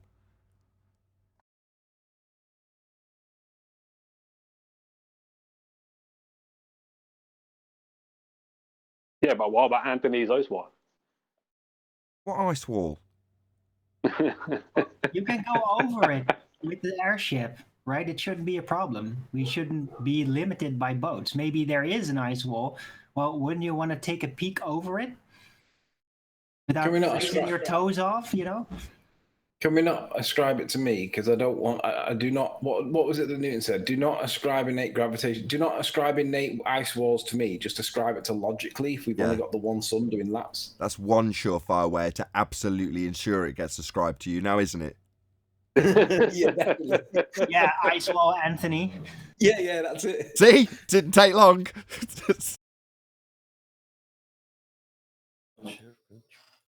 There are bastards out there, though, aren't they? And you can, as just a general person, I'm smirking because I get it. You know, you rub your hands together. You're a mate, right? So for me, it's a bit of whimsical glee saying, "Oh well, in that case, I'll ascribe it to you," right? Yeah. But that actually happens. I was just going to say that is exactly what happened with Newton. He said, "Do not ascribe it to me," and then Cavendish did exactly that. Thanks, Cavendish. Got to give QE props for that, because he goes out of his way to say, I'm not going to call it Newtonian. It's Reverend John Michel, CV Boys, and Cavendish who came up with that concept. It's not Newton. In fact, as we're describing, he really didn't want it ascribed to him in any way, shape, or form. Thought it was silly.